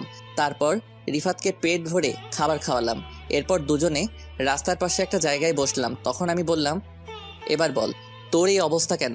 তোদের তো কখনো কোনো কিছুর কমতি ছিল না। তাহলে শোন, এই সব কিছুর জন্য ওই রিয়া মেয়েটাই দায়ী। মানে কি বলছিস তুই? রিয়া তোর সাথে কি করেছে? রিয়া শুধু আমার সাথে করে নাই, ওর বাবা মিলে করেছে। তুই বলছিস না রিয়ার মনে যদি আমার জন্য ভালোবাসা থাকে তাহলে রিয়া ঠিকই আমার কাছে ফিরে আসবে। সেটা তো আমি বলেছি, তারপর কি হলো? তোর কথা মতো রিয়া কিছুদিন পর আমার কাছে এসে ক্ষমা চেয়ে ভালোবাসি বলেছে, কিন্তু ওর মনে যে অন্যটা ছিল সেটা আমার জানা ছিল না। 2-3 মাস ভালোই আমাদের প্রেম চলছিল, হঠাৎ রিয়া আমার সাথে এমন কিছু করবে সেটা আমি কখনো ভাবিনি। হঠাৎ তোর সাথে রিয়া কি করেছে? হঠাৎ একদিন রিয়া আমাকে বলছে আমার বাবাকে নিয়ে যেন তাদের বাসায় যাই। আমিও আব্বুকে বুঝিয়ে রিয়াদের বাসায় আব্বুকে নিয়ে যাই। তাহলে একটু চলুন, ওখানে কি হয়েছে তাদের মুখ থেকে শুনে আসি। আমরা একটু অতীত থেকে ঘুরে আসি। রিফাত তার আব্বুকে নিয়ে রিয়াদের বাসার সামনে দাঁড়িয়ে কলিং বেল চাপ দিল। কিছুক্ষণ পর কাজের বুয়া এসে দরজা খুলে দিল। রিফাত এবং তার আব্বু ভিতরে গিয়ে সোফায় বসলো। কিছুক্ষণ পর রিয়া এবং রিয়ার আব্বু ওপর থেকে সিঁড়ি দিয়ে নেমে আসলেন। তখন রিয়ার আব্বু বলল, আরে খান সাহেব, কেমন আছেন? ব্যবসা বাণিজ্য কেমন চলছে? আলহামদুলিল্লাহ ভালো আছি। আপনি কেমন আছেন? ব্যবসা আল্লাহ দিলে ভালোই চলছে। আমিও ভালো আছি। তো যে জন্য আপনাকে ডেকেছি, আমার মেয়ে রিয়া এবং আপনার ছেলে রিফাত দুজনকে অনেক বেশি ভালোবাসে। তাই আমি কি বলতে চাইছি আপনি হয়তো বুঝতে পারছেন। বুঝতে পেরেছি। এখানে আমার কোনো আপত্তি নেই। আপনি একজন মেয়র মানুষ, আপনি যেটা ভালো মনে করবেন সেটাই করেন। ঠিক আছে, তবে আমার একটা শর্ত আছে। আপনি আপনার সব সম্পত্তি আপনার ছেলের নামে লিখে দিতে হবে। আরে এটা কোনো শর্ত হলো? আমার সম্পত্তির অর্ধেকের মালিক তো আমার ছেলে, আর আমি মরে গেলে তো সব কিছু আমার ছেলেরই হবে। ঠিক আছে, আপনি যদি এতে খুশি হন তাহলে আমি আজকেই রিফাতের নামে বাকি অর্ধেক সম্পত্তি এবং আমার সব কিছু ওকে লিখে দেব। এরপর আরো কিছুক্ষণ কথা বলে রিফাত এবং তার আব্বু বাসায় চলে এসেছে। 1 সপ্তাহের ভিতরে রিফাতের আব্বু সবকিছু রিফাতের নামে লিখে দিল। এর কয়েকদিন পর রিফাতের আব্বু অফিস থেকে বাসায় ফিরছিল। তখন হঠাৎ কিছু লোক রিফাতের আব্বুর গাড়ি দাঁড় করায়। রিফাতের আব্বু গাড়ি থেকে নামার সাথে সাথে লোকগুলো রিফাতের আব্বুকে গাড়ির সাথে বেঁধে ফেলার পর একটা গাড়ি থেকে রিয়া এবং রিয়ার আব্বু নেমে রিফাতের আব্বুর সামনে আসে। তখন রিফাতের আব্বু বলল, মেয়র সাহেব আপনি এখানে, আর রিয়া মামনি তোমরা এখানে কেন? আপনি কি বুঝতে পারেননি? একটু অপেক্ষা করুন, তারপর সবকিছু বুঝতে পারবেন। তারপর রিয়া মোবাইলটা বের করে রিফাতকে ফোন দিয়ে বলল এই জায়গায় আসার জন্য। কিছুক্ষণ পর রিফাত চলে আসলো। তখন রিফাত বলল, আঙ্কেল এবং রিয়া আমার বাবাকে এভাবে গাড়ির সাথে বেঁধে রেখেছো কেন? কারণটা বলি। কারণ হচ্ছে তোর বাবা তোকে যে সম্পত্তিগুলো লিখে দিছে সবগুলো আমার মেয়ের নামে লিখে দিবি, আর তা না দিলে তোর বাবাকে এখানে মেরে পুঁতে দিব। আমার কেউ কিছু করতে পারবে না। না রিফাত, তুই এটা করিস না, আমরা রাস্তার ফকির হয়ে যাব। আব্বু আমার সম্পত্তি লাগবো না, আমি তোমাকে হারাতে পারবো না, দরকার হয় ভিক্ষা করে খাবো। আপনি বলুন কোথায় সই করতে হবে? তারপর রিয়ার আব্বু দলিল দিল। রিফাত বাবাকে বাঁচানোর জন্য সই করে দিল। এরপর থেকে রিফাত রাস্তায় রাস্তায় ভিক্ষা করে খায়। এই ছিল রিফাতের অতীতের সব ঘটনা। এবার বাস্তবে আসা যাক। আমি রিফাতকে বললাম, তাহলে এখন তোর বাবা মা কোথায়? আব্বু আম্মুকে নিয়ে এখন একটা বস্তিতে থাকি। আম্মু অসুস্থ হয়ে পড়ে আছে। আব্বু আমার মতো মানুষের কাছে ভিক্ষা করে। কি বলবো, বলার ভাষা হারিয়ে ফেলেছি। মানুষের সাথে এমনটা করতে পারে? নিজের চোখ দিয়ে পানি পড়তে লাগলো। আমি চোখের পানি মুছে রিফাতকে বললাম, ঠিক আছে, আমাকে নিয়ে তোদের বস্তিতে চল, আমি তোর মাকে দেখব। রিফাত ঠিক আছে বলে আমার বাইকের পেছনে উঠলো। কিছুক্ষণ পর বস্তিতে চলে আসলাম। বস্তিতে আসার পর চারপাশে ময়লার গন্ধ। মানুষ কিভাবে থাকে এখানে, আমার 1 মিনিটে দম বন্ধ হয়ে আসছে। আর এরা বছরের পর বছর এখানে বাস করে। রিফাত আমাকে তাদের রুমে নিয়ে গেল। রুমে ঢুকে দেখি রিফাতের আম্মু একটা ছেঁড়া কাঁথা মুড়ি দিয়ে শুয়ে আছে। রুমে খাবার কিছু নেই। বাপ বেটা মিলে যা ইনকাম করে তা রিফাতের আম্মুর ঔষধে লাগে। আমি আর সহ্য করতে না পেরে রিফাতকে বললাম, রিফাত আমি তোর কোনো কথা শুনবো না, তুই এখনই আন্টিকে কোলে নিয়ে বেরিয়ে আয়, আমি গাড়ি ঠিক করতে আসি। তোরা সবাই আজকে থেকে আমার বাসায় থাকবি, আর রিয়া আর মেয়রের ব্যবস্থা পরে করব। এই বলে আমি বস্তির ভিতর থেকে বেরিয়ে আসলাম। রিফাত ওর আম্মুকে নিয়ে কিছুক্ষণ পর বেরিয়ে আসলো। এর ফাঁকে আমি একটা গাড়ি ঠিক করে ফেলেছি। রিফাত ওর আম্মুকে গাড়িতে উঠালো। হঠাৎ রিফাতের আব্বু আসলো। ওনাকে দেখে আমি তো আরও অবাক হয়ে গেলাম। যে মানুষ সবসময় দামি দামি জামা কাপড় পরে থাকতো, আজ উনি একটা ছেঁড়া শার্ট গায়ে পরে ভিক্ষা করে। এরপর রিফাতের আব্বুকেও সাথে নিলাম। আমরা আগে একটা বড় হাসপাতালে রিফাতের আম্মুকে নিয়ে গেলাম। ডাক্তার রিফাতের আম্মুর কিছু পরীক্ষা করলো এবং কিছু ওষুধ লিখে দিল। বিকৃতিতে বলেছে ওষুধগুলো খেলে আল্লাহ দিলে সুস্থ হয়ে যাবে। তারপর রিফাতের আম্মুকে নিয়ে আমার বাসায় চলে আসলাম। বাসায় আনার পর আব্বু আম্মু সবাই অনেক খুশি হলো। আর বেশি বড় করলাম না। রাতে রিফাত সহ তার আব্বু আম্মুকে খাবার খাইয়ে দিলাম। রিফাত আমার সাথে ঘুমাবে। রাত্রে খাবার টেবিলে সবাই বসে খাবার খাচ্ছি, কিন্তু নিঝুম মন খারাপ করে খাবার খাচ্ছে। তখন আম্মু বলল, কিরে নিঝুম, তুই এমন মন মরা হয়ে আছিস কেন? শরীর খারাপ লাগছে নাকি? না আন্টি, আমি ঠিক আছি। আব্বু আম্মুর কথা মনে পড়ছে নাকি? না আন্টি, তেমন কিছু না, এমনিতেই ভালো লাগছে না। তোমরা খাও, আমি রুমে গেলাম। তুই তো কিছুই খেলি না, না খেলে শরীর আরো বেশি খারাপ করবে। একদিন রাতে না খেলে কিচ্ছু হবে না, আমি গেলাম। এই বলে নিঝুম রুমে চলে গেল। তখন আমি বললাম, আরে নিঝুমের আব্বু আম্মুর কি হয়েছে, তারা কিভাবে মারা গেল? নিঝুমের আব্বু চাকরি রিজাইন দেওয়ার পরে তাদের গ্রামের বাসায় চলে যায়। কয় মাস যাওয়ার পরে নিঝুমের আব্বু অনেক অসুস্থ হয়ে পড়ে। তারপর নিঝুম তার আব্বুকে নিয়ে ঢাকায় আসে। ঢাকায় আসার পর নিঝুমের আব্বুর ক্যান্সার ধরা পড়ে। যা টাকা জমানো ছিল সব টাকা শেষ হয়ে গেছে। আমি কিছুই জানতাম না, আমাকে একটাবার বলে নাই। হঠাৎ একদিন রাতে নিঝুমের আব্বু হাসপাতালে মারা যায়। নিঝুমের আব্বু মারা যাওয়ার পর নিঝুমের আম্মু স্ট্রোক করে মারা যায়। এরপর থেকে নিঝুম আমাদের সাথে থাকে। ও, তোমরা পরে খবর পেলে কিভাবে? আর নিঝুম পুলিশের চাকরি কবে থেকে করে? যেদিন নিঝুমের আব্বু আম্মু মারা যায় সেদিন রাতে আমার অফিসের এক কর্মী তার বউকে নিয়ে হাসপাতালে যায়। তখন নিঝুমকে দেখে সামনে যায়, গিয়ে দেখে ওর আব্বু আম্মুর লাশ। তখন ওই কর্মী আমাকে ফোন দিয়ে বলে, আমি সাথে সাথে হাসপাতালে ছুটে যাই। এরপর নিঝুমের কাছ থেকে সব কিছু শুনি। তারপর নিঝুমের আব্বু আম্মুকে ঢাকার বড় কবরস্থানে দাফন সম্পন্ন করে। নিঝুমকে আমাদের বাসায় নিয়ে আসি। সবকিছু বুঝলাম, এখনো তো বললে না নিঝুম পুলিশের এসআই কিভাবে হলো? আসলে আমার সাথে তো প্রধানমন্ত্রীর সাথে ভালো সম্পর্ক, তাই ওনাকে বলে নিঝুমকে পুলিশের এসআই বানিয়ে দিল। নিঝুমের এমনিতেই পুলিশের চাকরি করার অনেক শখ, তাই ওকে এসআই পদ দিল। তার মানে ট্রেনিং ছাড়া সরাসরি পুলিশের এসআই? পুলিশের চাকরি কিভাবে করতে হয় ও কি বোঝে? পুলিশের কোনো যোগ্যতা ছাড়া ডাইরেক্ট এসআই? তো কি হয়েছে, এখন বেশি কথা না বলে খা। আমি আর কোনো কথা না বলে খাবার খেয়ে রুমে চলে আসলাম। রুমে এসে দেখি রিফাত ঘুমিয়ে গেছে। আমি বিছানায় শুয়ে মোবাইলটা হাতে নিয়ে পুরো টাস্কি খেয়ে গেলাম, কারণ মায়াজাল আইডি থেকে অনেকগুলো মেসেজ এসেছে। আমি সাথে সাথে রিপ্লাই দিলাম, কেমন আছো, কি করো, খাওয়া দাওয়া হয়েছে? আসলে মোবাইল আমার হাতে ছিল না, রুমে মোবাইল রেখে খাবার খেতে গিয়েছিলাম। তাই বলে তুমি এতগুলো মেসেজ একসাথে করবে? ঠিক আছে বাবা, তুমি একটা একটা করে রিপ্লাই দাও। আলহামদুলিল্লাহ ভালো আছি, আমি খাবার খেয়ে শুয়ে আছি। আমি তোমাকে একটা কথা বলতে চাই। কি কথা বলবে বলো? আসলে রাসেল, আমি তোমার সাথে কথা বলতে বলতে কখন যে তোমাকে ভালোবেসে ফেলেছি। তুমি কি পাগল হয়েছো? আজ পর্যন্ত তোমার নাম, বাড়ি কোথায়, তোমার চেহারা, তুমি ছেলে নামে কিছুই জানি না, শুধু মেসেজে কথা বলছি। এতেই তুমি আমাকে ভালোবেসে ফেলছো। কিন্তু আমি তো তোমাকে ভালোবাসতে পারবো না, কারণ আমার জীবনে একজন মনের মানুষ আছে। আমি তোমাকে বন্ধু ছাড়া কিছুই ভাবি না। ঠিক আছে, আজকে তাহলে তুমি আমার সাথে দেখা করো, তারপর আমার চেহারা, আমার নাম, বাড়ি কোথায় সবকিছু জানতে পারবে। দরকার নেই দেখা করার, আর করলেও কখন আমি তোমাকে ভালোবাসতে পারবো না। আমি একজনকে অনেক অনেক বেশি ভালোবাসি। আচ্ছা, সে মেয়েটা আমার থেকে বেশি সুন্দর হবে। আমি কি তোমাকে দেখেছি নাকি তুমি সুন্দর নাকি অসুন্দর? আর তুমি বিশ্ব সুন্দরী হলেও আমি তোমাকে ভালোবাসতে পারবো না। আমার এই মন শুধু একজনকে দিয়েছি। ওই মেয়েটার নাম কি, বাড়ি কোথায়? ওই মেয়েটা আমার কলেজ লাইফের বান্ধবী, তার নাম নিঝুম। সে কি তোমাকে কখনো ভালোবাসার কথা বলেছে? আমাকে সে অনেক বেশি ভালোবাসে, কিন্তু আমি তাকে মানা করে দিয়েছি, কারণ সে আমাকে অনেক কষ্ট দিয়েছে। একটা সাধারণ বিষয় নিয়ে আমার সাথে অভিমান করে দূরে চলে গেছে। রাস্তায় সবার সামনে আমাকে থাপ্পড় মেরেছে, সেই জন্য তাকে একটু কষ্ট দিব। যাই করো, তবে বেশি কষ্ট দিও না, পরে আবার হারিয়ে ফেলবে। এবার ওকে হারাতে দিলে তো। ওর জন্য নিজের দেশ ছেড়ে বাহিরে চলে গেছি। নিজের দেশে পুরো 1 মাস খুঁজেছি আমাকে এত কষ্ট দেওয়ার জন্য। তাকেও আমার ভালোবাসা পাওয়ার জন্য কষ্ট করতে হবে। ঠিক আছে, তোমার ভালোবাসা আর পেলাম না। আমার ভালোবাসা না হয় একতরফা নিয়ে বেঁচে থাকবো। এ বলে মায়াজাল অফলাইনে চলে গেল। আমি মোবাইল রেখে ঘুমিয়ে গেলাম। পরের দিন সকালবেলা সবাই মিলে নাস্তা করছি, আর নিঝুমের দিকে তাকিয়ে দেখি আজকে কেমন যেন খুশি খুশি লাগছে তাকে। গতকাল দেখলাম মন খারাপ, আজকে দেখি খুশি। আমি নিঝুমের দিক থেকে চোখ সরিয়ে ফেললাম।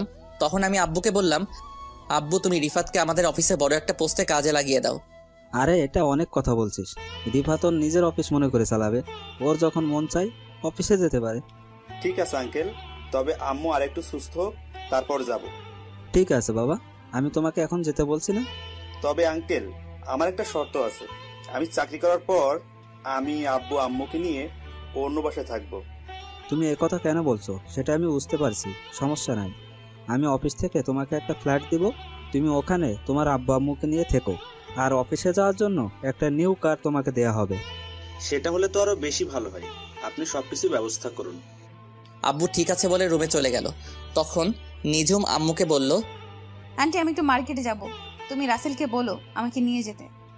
আপনার গাড়ি থাকতে আমাকে বলছেন কেন? আর আমি আপনাকে কোথাও নিয়ে যেতে পারবো না। রাসেল, মেয়েটা এত করে যখন বলছে, তুই বাবা নিজুমকে নিয়ে মার্কেটে যা। আম্মু, এত সকালে কি এখনো মার্কেট খুলছে নাকি? সমস্যা নেই, মার্কেট না খোলা থাকলে আমি বসে থাকবো, তুমি চলে এসো। আমি ঠিক আছে বলে বাইরে এসে আব্বুর নতুন গাড়িটা বের করলাম। কিছুক্ষণ পর নিজুম এসে বলল, তুমি গাড়ি নিছো কেন? তোমার বাইক নাও। হ্যালো এসআই ম্যাম, আমার যেটা ভালো লাগে আমি সেটাই নিব। আমি আপনার চাকর না যে আপনি যেটা বলবেন আমি সেটাই করব। নিজুম মুখ ভেক্সি দিয়ে গাড়িতে উঠলো। কিছুক্ষণ পর মার্কেটের সামনে চলে আসলাম। তখন নিজুম বলল, তুমি 5টা মিনিট দাঁড়াও, আমি ভেতর থেকে আসছি। এই বলে নিজুম গাড়ি থেকে নেমে মার্কেটের ভিতরে ঢুকে গেল। আমি গাড়ির ভিতরে বসে মোবাইল টিপতে লাগলাম। প্রায় আধা ঘন্টা হয়ে গেল, নিজুমের আসার কোনো নাম গন্ধ নেই। 5 মিনিটের কথা বলে গেছে। আমি গাড়ি থেকে নেমে মার্কেটের ভিতরে গেলাম। অনেকক্ষণ খুঁজলাম, পেলাম না। তাই মার্কেট থেকে বের হয়ে আসতে হঠাৎ একটা জায়গায় চোখ পড়লো। একটু শিওর হবার জন্য সামনে গেলাম। তারপর নিজের চোখে যেটা দেখলাম তার জন্য মোটেও প্রস্তুত ছিলাম না। এটা আমি কি দেখলাম? নিজের চোখকে বিশ্বাস করাতে পারছি না। তাহলে চলুন কি দেখেছি। আমি দেখলাম একটা ছেলে নিজুমকে কিস করছে। নিজুমও ছেলেটার সাথে তাল মিলিয়ে যাচ্ছে। আমি আর 1 সেকেন্ড না দাঁড়িয়ে সোজা গাড়ির কাছে চলে আসলাম। এটা আমি কি দেখলাম? নিজুম এত খারাপ? গতকাল আমাকে ভালোবাসার কথা বলছে, একদিন না যেতে আরেকটা ছেলের সাথে নিজুম। তার মানে নিজুম এত খারাপ? আমি তাকে অনেক ভালো মনে করেছি। আমি মনে করছি কিছুদিন পর নিজুমকে আপন করে নিব, কিন্তু নিজুম যে এমন করবে সেটা কখনো ভাবতে পারিনি। এই সব কিছু ভাবছি আর চোখ দিয়ে পানি পড়তে লাগলো। কিছুক্ষণ পর দেখি নিজুম ওই ছেলেটাকে বিদায় দিয়ে গাড়ির কাছে আসছে। তার আগেই আমি চোখের পানি মুছে ফেলছি। নিজুম আমার সামনে এসে বলল, চলো আমার কাজ শেষ, তুমি আমাকে থানায় নামিয়ে দিয়ে আসো। আচ্ছা ওই ছেলেটাকে? আপনাকে দেখলাম ওই ছেলেটার সাথে হেসে হেসে কথা বলতে। ওর নাম আকাশ। আমরা দুজন দুজনকে অনেক বেশি ভালোবাসি। ছেলেটা অনেক দিন আমার পেছনে ঘুরেছে, এমনকি আমাকে ভালোবাসার কথা বলেছে। আমি তাকে বারবার ফিরিয়ে দিয়েছি তোমার কারণে। কিন্তু তুমি তো আমাকে ভালোবাসো না, তুমি অন্য মেয়েকে ভালোবাসো। তাই আকাশকে আপন করে নিলাম। একদিন না যেতে আরেকটা ধরে ফেললেন? বাহ, ভালোই। ঠিক আছে গাড়িতে ওঠেন, আপনাকে থানায় নামিয়ে দিয়ে আসি। এই বলে আমি গাড়িতে উঠলাম। নিজুমও গাড়িতে উঠলো। তারপর নিজুমকে নিয়ে থানায় চলে আসলাম। নিজুম গাড়ি থেকে নেমে সোজা থানার ভিতরে চলে গেল। আমি গাড়ি ঘুরিয়ে বাসায় চলে আসলাম। নিজের রুমে এসে বিছানায় শুয়ে শুয়ে অনেক সময় কান্না করছি। তার মানে আমি নিজুমকে হারিয়ে ফেলেছি।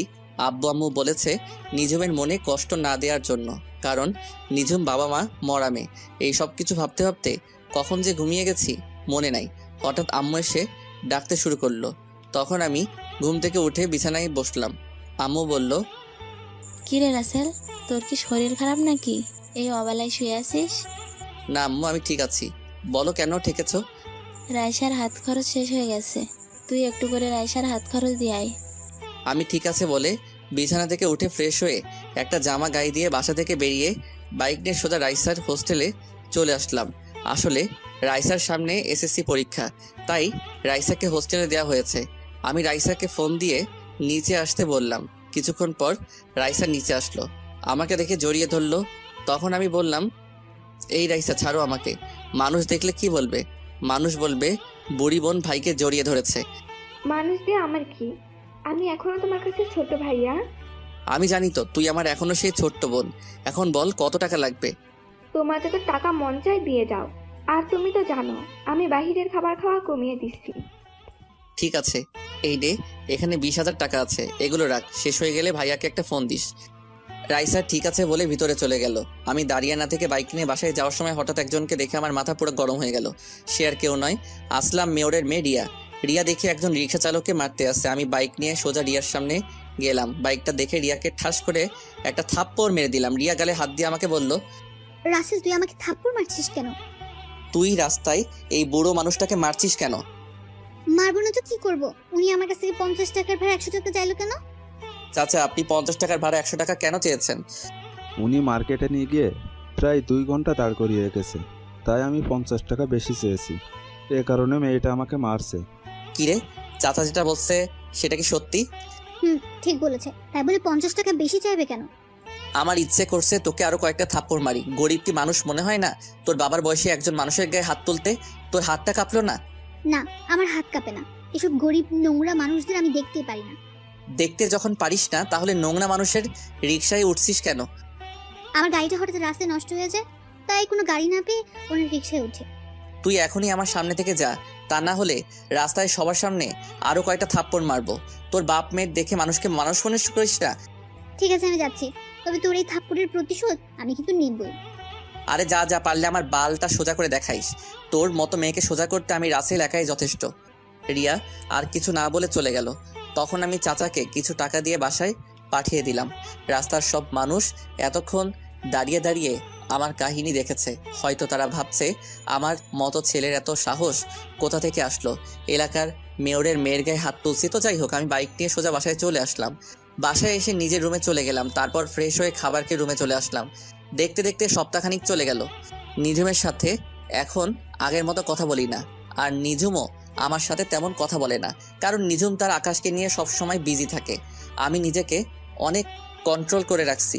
রাতে বিছানায় শুয়ে শুয়ে মোবাইল টিপতে আসি। হঠাৎ নিঝুম আমার রুমে আসলো। তখন নিঝুম আমাকে বলল, রাসেল, তোমাকে একটা কথা বলার আছে। কি কথা বলবেন? একটু তাড়াতাড়ি বলুন, আমি একটু বাইরে যাব। আসলে আমি আকাশকে অনেক ভালোবাসি।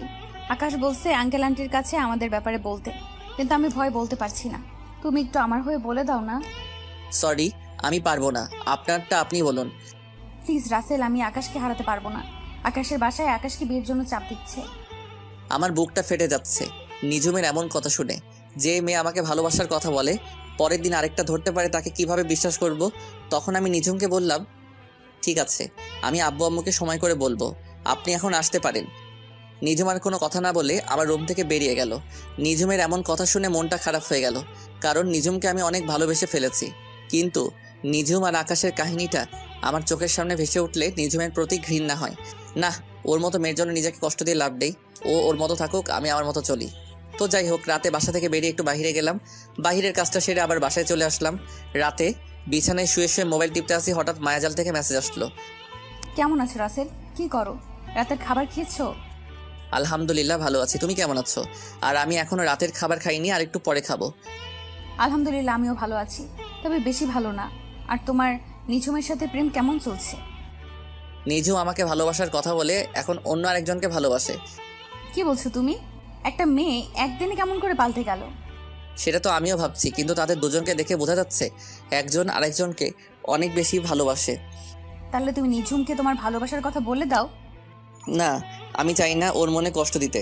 সে যদি আকাশ ছেলেটাকে নিয়ে সুখে থাকে, তাহলে আমি আর ওদের ভিতরে ঢুকতে চাই না। তুমি কি পারবে নিঝুমকে ছাড়া থাকতে? তোমার কষ্ট হবে না? কষ্টকে মাটি চাপা দিয়ে রেখেছি। আচ্ছা ঠিক আছে, ভালো থেকো।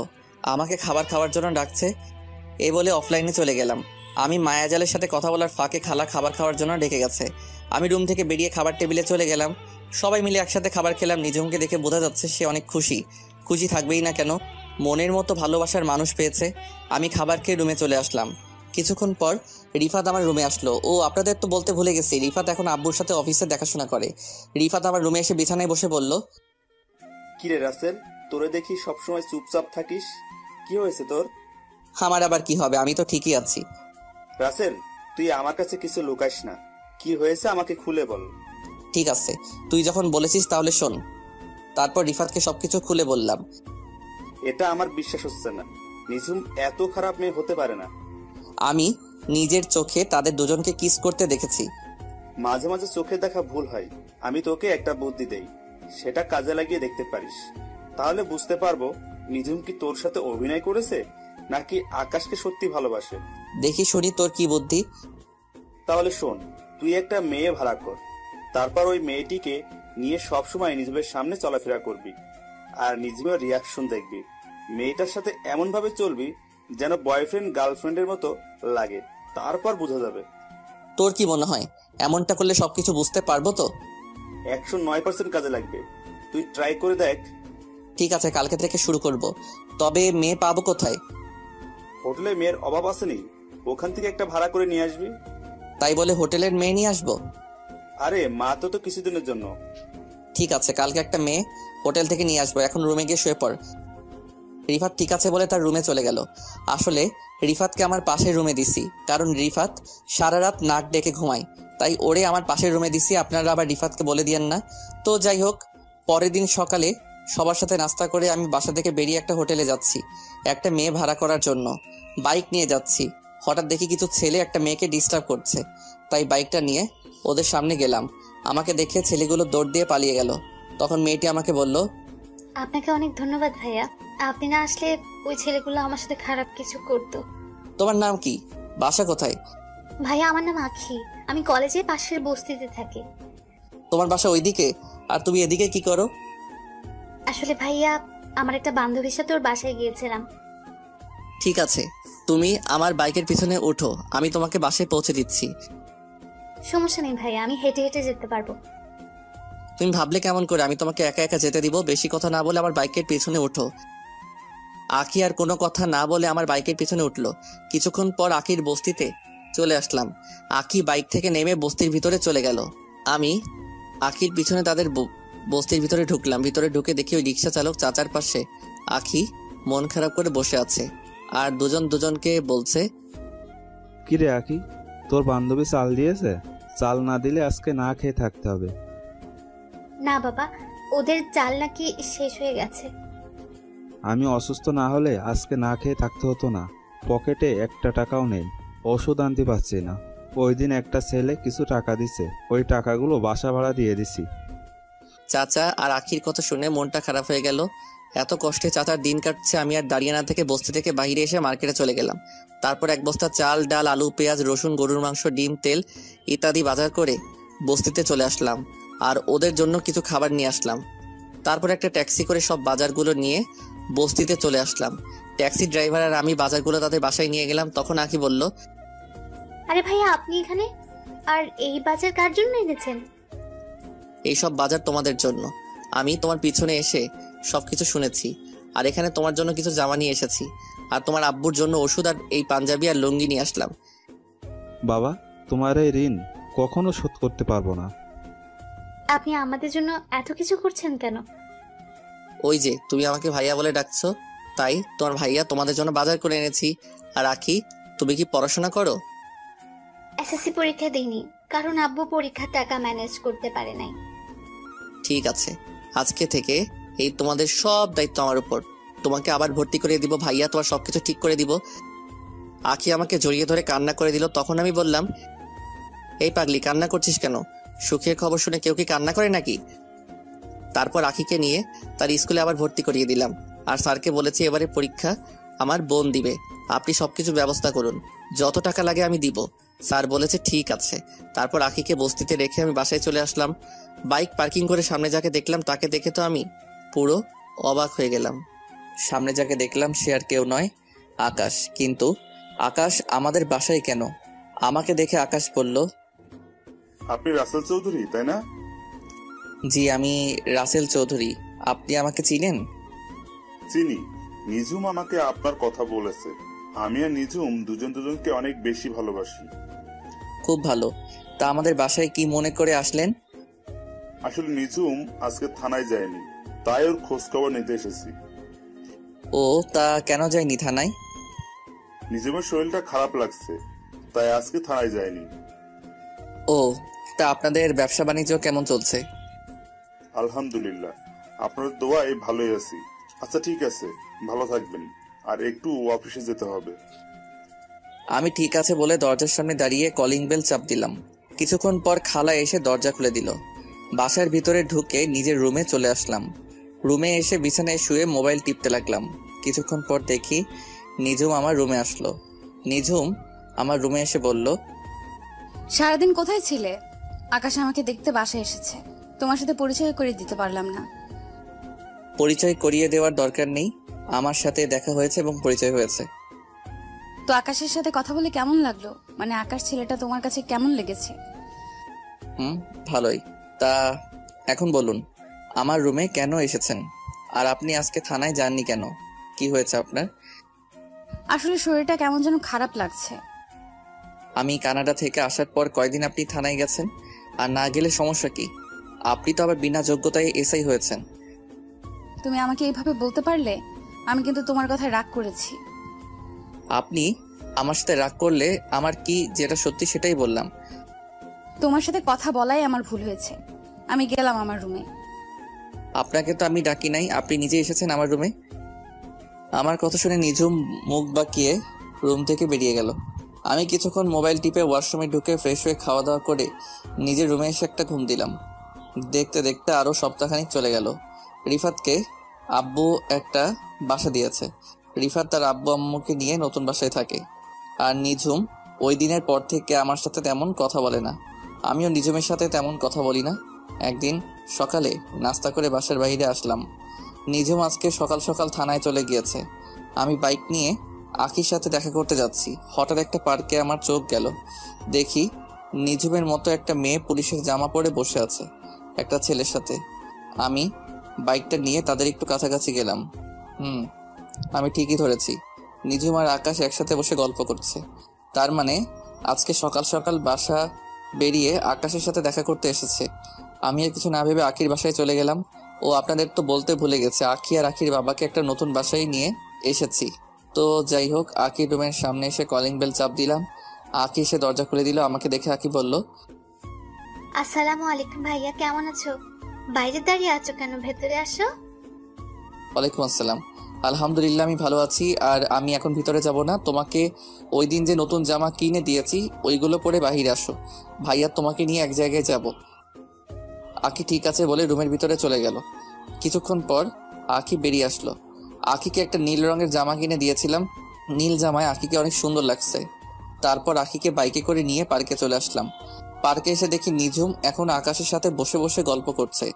আমি বাইক পার্কিং করে আখিকে নিয়ে পার্কের ভিতরে গেলাম। নিঝুম আর আকাশের থেকে একটু দূরে বসলাম আর আখিকে রাস্তায় সবকিছু বুঝিয়ে দিছি কেমন অভিনয় করতে। আখি তার মতো করে অভিনয় করতে লাগলো। হঠাৎ পিছন থেকে নিঝুম আমাকে বলল, রাসেল, তোমার সাথে এই মেয়েটা কে?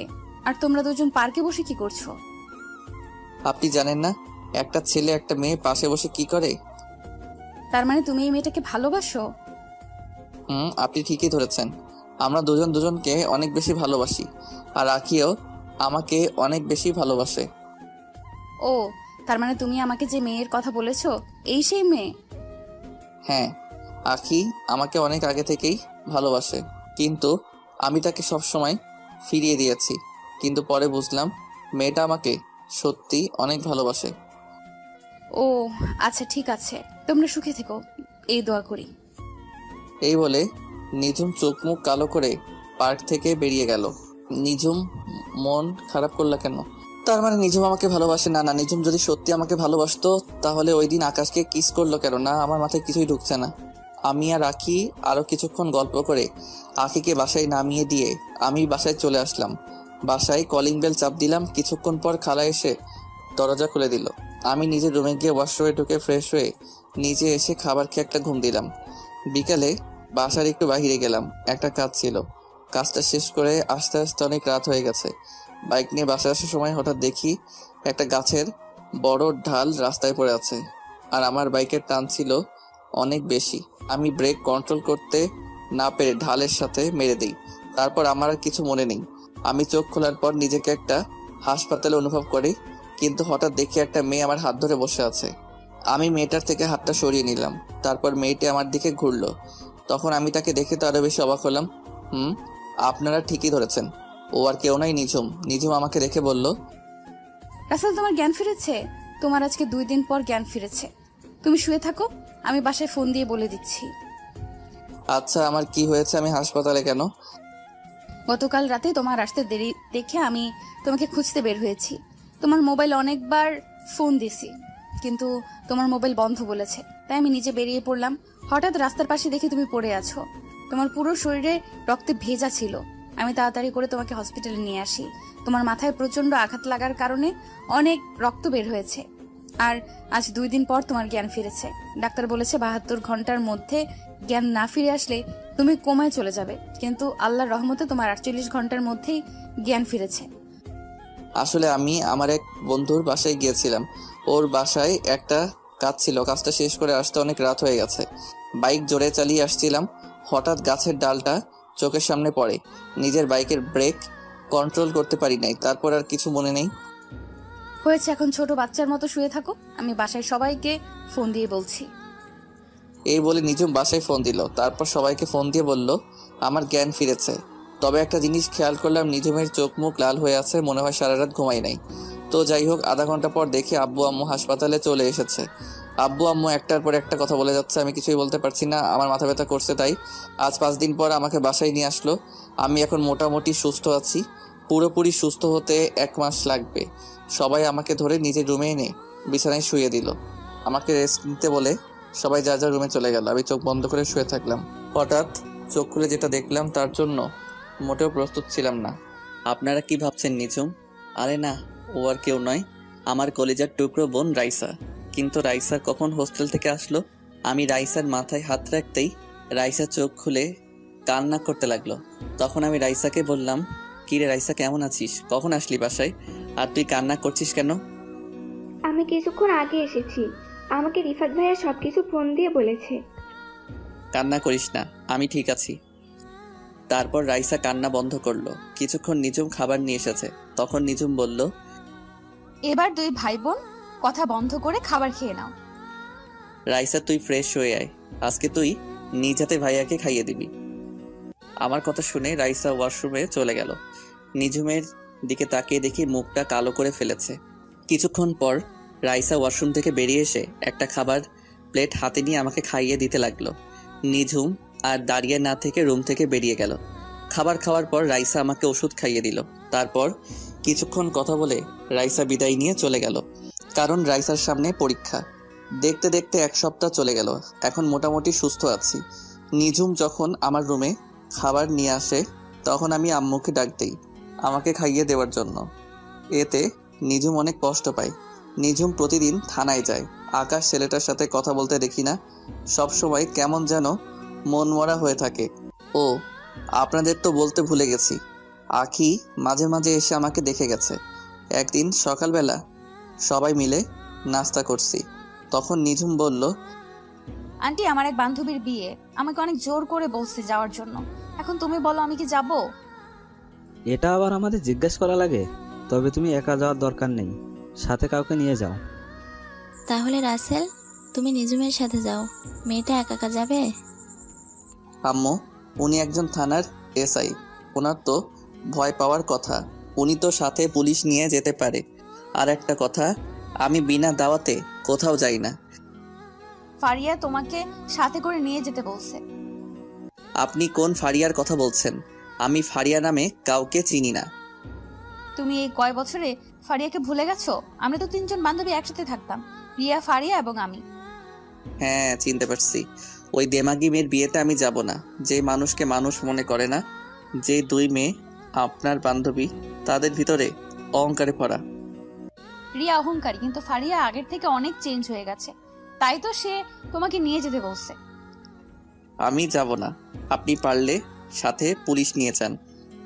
বাবা রাসেল, মেয়েটা যখন এত করে বলছে তাহলে ওর সাথে যা। মানুষ সব সময় একরকম থাকে না। ঠিক আছে, শুধু তোমার কথাই যাব। তবে বিয়ে বাড়িতে আমাকে কোনো উপদেশ দিতে পারবে না। আমি আমার মতো থাকবো। ঠিক আছে, আমি তোমাকে কোনো উপদেশ দিব না, তুমি তোমার মতো করে থাকো। ঠিক আছে, তাহলে কোন সময় যাবেন? সন্ধ্যায় ওর বাসায় যাব। আমি থানায় বলে আসতে হবে এবং সব কিছু তাদের বুঝিয়ে দিয়ে আসতে হবে। আমি ঠিক আছে বলে নিজের রুমে চলে আসলাম। রুমে এসে একটা জামা গায়ে দিয়ে বাসা থেকে বেরিয়ে বাইক নিয়ে মার্কেটে গেলাম। মার্কেট থেকে একটা উপহার কিনে নিলাম। উপহার কিনে বাসায় চলে আসলাম। এবার আসি ফারিয়ার কথায়। ফারিয়া মেয়েটার সাথে আমি তেমন কথা বলতাম না। মেয়েটা একটু দেমাগি, গরিবদের 2 চোখে দেখতে পারতো না, সব সময় বাবার ক্ষমতায় চলতো। আমার নামে অনেক মিথ্যা কথা বলছে নিঝুমের কাছে, কিন্তু নিঝুম তার কথায় দাম দেয় নাই। তো যাই হোক, সন্ধ্যায় রেডি হয়ে রুম থেকে বেরিয়ে নিচে আসলাম। কিছুক্ষণ পর নিঝুম সিঁড়ি দিয়ে নিচে নেমে আসলো, কিন্তু নিঝুমকে দেখে আমি তো পুরো অবাক হয়ে গেলাম, কারণ নিঝুম বোরখা পরেছে। নিঝুম নিচে এসে আমাকে বলল, এভাবে তাকিয়ে আছো কেন? না মানে, আপনি হঠাৎ বোরখা পরলেন যে? কেউ কারো বিয়েতে গেল তো অনেক সাজুগুজু করে, আপনি তো কিছুই করলেন না। আমার সাজুগুজু করতে ভালো লাগে না, তাই বোরকা পরে আসলাম। এটা কবে থেকে? আমি তো আজকে প্রথম আপনাকে বোরখা পরতে দেখলাম। আমি আজকে থেকে সব সময় বোরকা পরে বের হব। তাহলে কি ডিউটির সময় বোরখা পরে থাকবেন নাকি?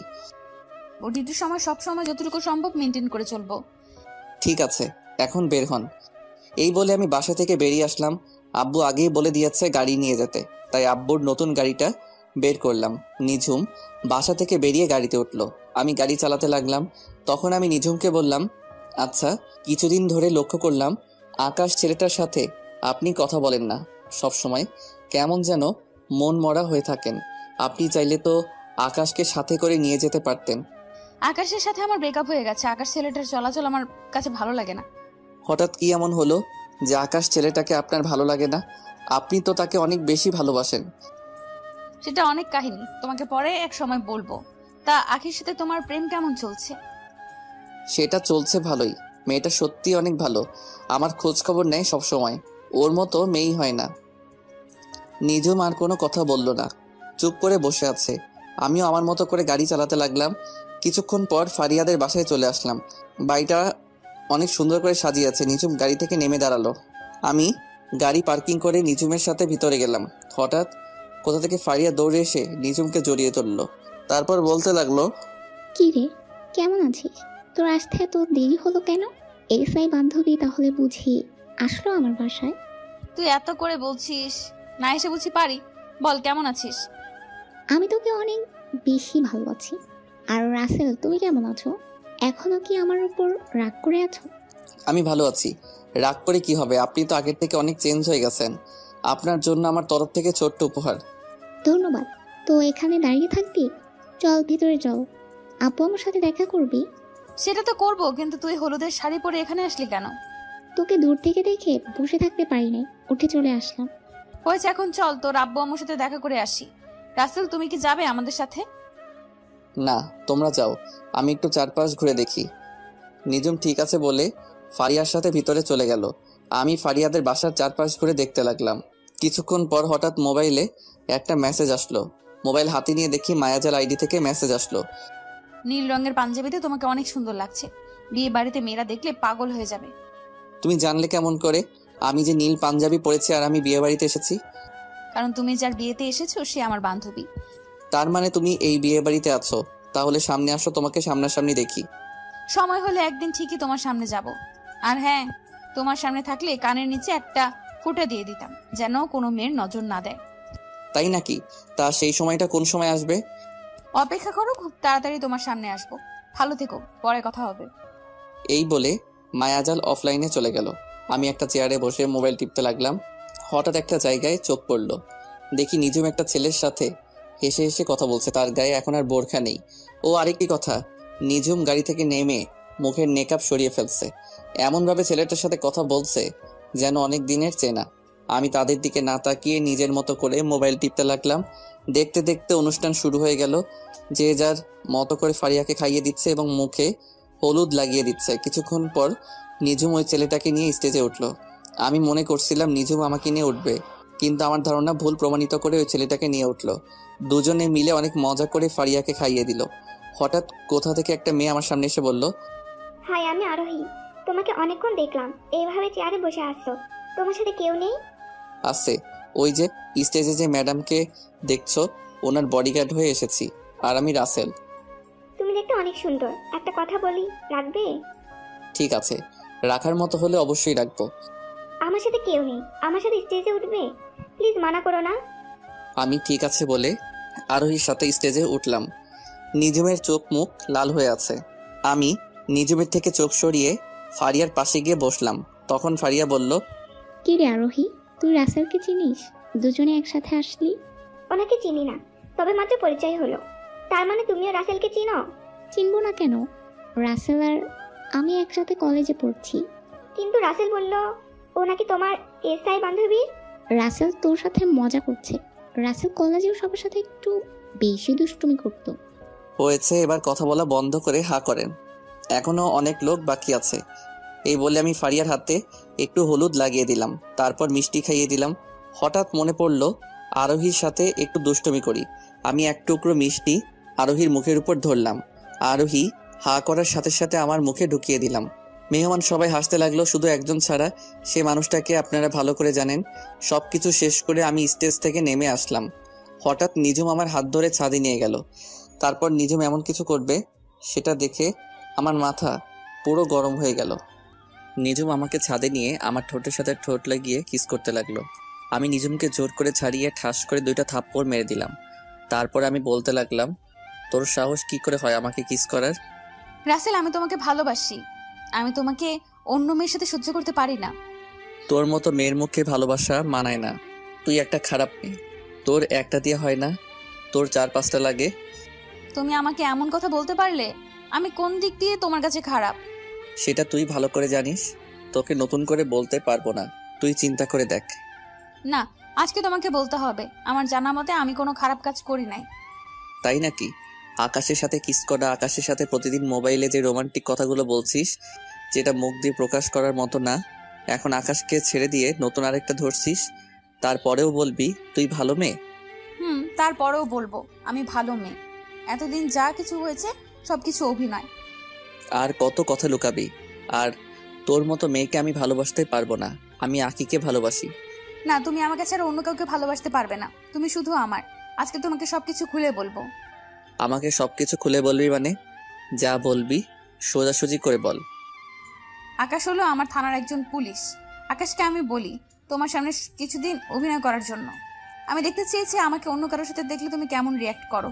তার থেকে আরো একটা কথা শুনলে তুমি বেশি অবাক হয়ে যাবে। কি কথা যেটা শুনলে আমি অবাক হয়ে যাব? তুমি এত বছর যে মায়াজাল আইডির মানুষটার সাথে কথা বলে আসছো, ওই মানুষটা আমি। কি? তার মানে ওই আইডির মেয়েটা তুই? সবকিছু বুঝলাম। তাহলে তুই আকাশকে ওই দিন কিস করলি কেন? আরে পাগল, ওই দিন তোমাকে দেখানোর জন্য আমি আর আকাশ এভাবে দাঁড়িয়েছি যেন তুমি বুঝতে পারো আমি আকাশকে কিস করছি। তার মানে এতদিন আমাকে বোকা বানিয়ে আসছো? আমাকে এতদিন কষ্ট দিছো। যে মেয়ে আমাকে কষ্ট দিতে পারে সে কখনো আমার ভালোবাসা পাবে না। সরি রাসেল, এরকম কষ্ট আর কখনো তোমাকে দিব না। কিন্তু আমি তো আকিকে ভালোবাসি, তাই তোমাকে ভালোবাসা আমার পক্ষে সম্ভব নয়। তাই না? আখির সাথে তোমার কেমন পরিচয় সেটা আমি জেনে গেছি। আখি আমাকে সব কিছু গতকাল বলেছে। আমাকে একটু শক্ত করে জড়িয়ে ধরবে? তোমাকে জড়িয়ে ধরে আবার কিস করতে মন চাইছে। তো করো, আমি তোমাকে মানা করছি? বলতে দেরি। আমি নিঝুমকে জড়িয়ে ধরে কিস করতে লাগলাম। কিছুক্ষণ পর ছেড়ে দিলাম। দুজনে হাঁপাতে লাগলাম। তারপর দুজনে নিচে চলে আসলাম। আমাকে একটা থাকার রুম দেওয়া হয়েছে, যেটা ফারিয়ার পাশের রুম। নিঝুম ফারিয়ার সাথে ঘুমিয়েছে। সকালবেলা বুকটা কেমন যেন ভারী লাগছে। চোখ খুলে দেখি নিঝুম আমাকে জড়িয়ে ধরে শুয়ে আছে। ঘুমন্ত অবস্থায় নিঝুমকে অনেক সুন্দর লাগছে। আমি নিঝুমের কপালে একটা চুমু দিলাম। সাথে সাথে নিঝুমের ঘুম ভেঙে গেল। তখন নিঝুম বলল, আমি কিন্তু ঘুমিয়ে নেই। তার মানে তুমি জেগে আছো? তো তুমি কোন সময় আমার রুমে আসলে? কিছুক্ষণ আগে তোমার রুমে এসেছি, কিন্তু তোমাকে ঘুমন্ত অবস্থায় অনেক সুন্দর লাগছে, তাই না ডেকে তোমাকে জড়িয়ে ধরে শুয়ে পড়লাম। হয়েছে, এখন ওঠো, কেউ রুমে চলে আসবে। তোমাকে জড়িয়ে ধরে থাকতে আমার ভালোই লাগছে। আর একটু থাকো না। আর থাকা লাগবে না। বাসায় যাওয়ার পর যা করার করো। এটা কিন্তু বিয়ে বাড়ি। তার থেকে বড় কথা, আমাদের এখনো বিয়ে হয়নি। বিয়ে হয়নি তো কি হয়েছে? চলো আমরা দুজনে কাজী অফিসে বিয়ে করে ফেলি। মাথা খারাপ? আমি বাবা মায়ের একমাত্র সন্তান। বড় করে ধুমধাম করে তোমাকে বিয়ে করব। কিন্তু তোমার আব্বু আম্মু যদি মেনে না নেয় তখন কি করবে? আমার আব্বু আম্মু কখনো আমার কথা ফেলে নাই। আমার বিশ্বাস তারা রাজি হবে। তাই যেন হয়। আমি তোমাকে ছাড়া থাকতে পারবো না। ঠিক আছে, এখন তুমি ফারিয়ার কাছে যাও, আমি ফ্রেশ হয়ে আসছি। নিঝুম ঠিক আছে বলে আমার কপালে একটা চুমু দিয়ে রুম থেকে বেরিয়ে গেল। আমি আর বসে না থেকে ওয়াশরুমে চলে গেলাম। ফ্রেশ হয়ে রুম থেকে বেরিয়ে দেখি বাসা ভর্তি মেহমান। হঠাৎ আরোহী কোথা থেকে আমার সামনে এসে বলল, তুমি এখানে দাঁড়িয়ে আছো কেন? নাস্তা করেছো? মাত্র ফ্রেশ হয়ে বেরিয়ে আসলাম। আচ্ছা, গতকাল রাতে নিঝুম আপু তোমার হাত ধরে টেনে নিয়ে গেল কেন? আসলে তোমাকে নিঝুম আপু আমাকে ভালোবাসে তো, তাই তোমার সাথে সহ্য করতে না পেরে আমাকে ছাদে নিয়ে গেছে। কি? নিঝুম আপু আর তুমি দুজন দুজনকে ভালোবাসো? তার মানে মনের কথা বলার আগেই ছেঁকা খেলাম? কি বলছো তুমি? আমি তো কিছুই বুঝতে পারি নাই। আসলে তোমাকে প্রথম দেখায় আমার অনেক ভালো লাগছে। ভেবেছিলাম ফারিয়া আপুর বিদায়ের পর তোমাকে প্রপোজ করব, কিন্তু প্রপোজ করার আগে ছেঁকা খেয়ে গেলাম। আহারে বেচারি, থাক, দুঃখ করো না। দেখবে তুমি আমার থেকে আরো ভালো ছেলে পাবে। ঠিক আছে, দোয়া করো আমার জন্য। এই বলে আরোহী আমার সামনে থেকে চলে গেল। হঠাৎ পিছন থেকে নিঝুম বলল, সত্যিটা বলার জন্য তোমাকে অনেক ধন্যবাদ। আমি আবার কি সত্যি বললাম? ওই যে তুমি আমাকে ভালোবাসো সেটা আরোহীকে বলার জন্য। আমি এমনিতেই মিথ্যা কথা বলি না, সেটা তুমি ভালো করে জানো। জানি রাসেল সাহেব। এখন কথা না বলে আমার সাথে চলো, নাস্তা করবে। আমি ঠিক আছে বলে নিঝুমের সাথে যেতে লাগলাম। নিঝুম আমাকে নিয়ে একটা রুমে আসলো। রুমে এসে দেখি অনেক আইটেমের নাস্তা একটা টেবিলের উপর সাজিয়ে রেখেছে, আর দুজনে বসে নাস্তা করে নিলাম। দেখতে দেখতে দুলা আসার সময় হয়ে গেছে। আমি একটা নীল রঙের শার্ট গায়ে পরলাম, আর নিঝুম নীল রঙের শাড়ি পরেছে। আমার আর নিঝুমের দিকে সবাই তাকিয়ে আছে, আর একজন আরেকজনকে বলছে দুজনকে ভালোই মানিয়েছে। দুলা চলে এসেছে। দুলা তার সব কাজ শেষ করে স্টেজে উঠল। হঠাৎ একটা জায়গায় একজনকে মাথা পুরো গরম হয়ে গেল। আমি মনে মনে বলতে লাগলাম, ও এখানে কেন? তার মানে দুলার সাথে এসেছে। দুলার সাথে যে এসেছে সে আর কেউ নয়, রিয়া। কিন্তু রিয়া এখানে কেন? তার মানে দুলার আত্মীয় রিয়া। আমি রিয়াকে দেখে না দেখার ভান করে অন্যদিকে চলে গেলাম। দুলা ভিতরে এসে স্টেজে উঠে বসলো। তারপর কাজী সাহেব বিয়ে পড়ানো শুরু করলো। বিয়ে পড়ানো শেষ, এবার খাওয়া দাওয়ার পালা। আমি নিচে দাঁড়িয়ে না থেকে ছাদে চলে এলাম।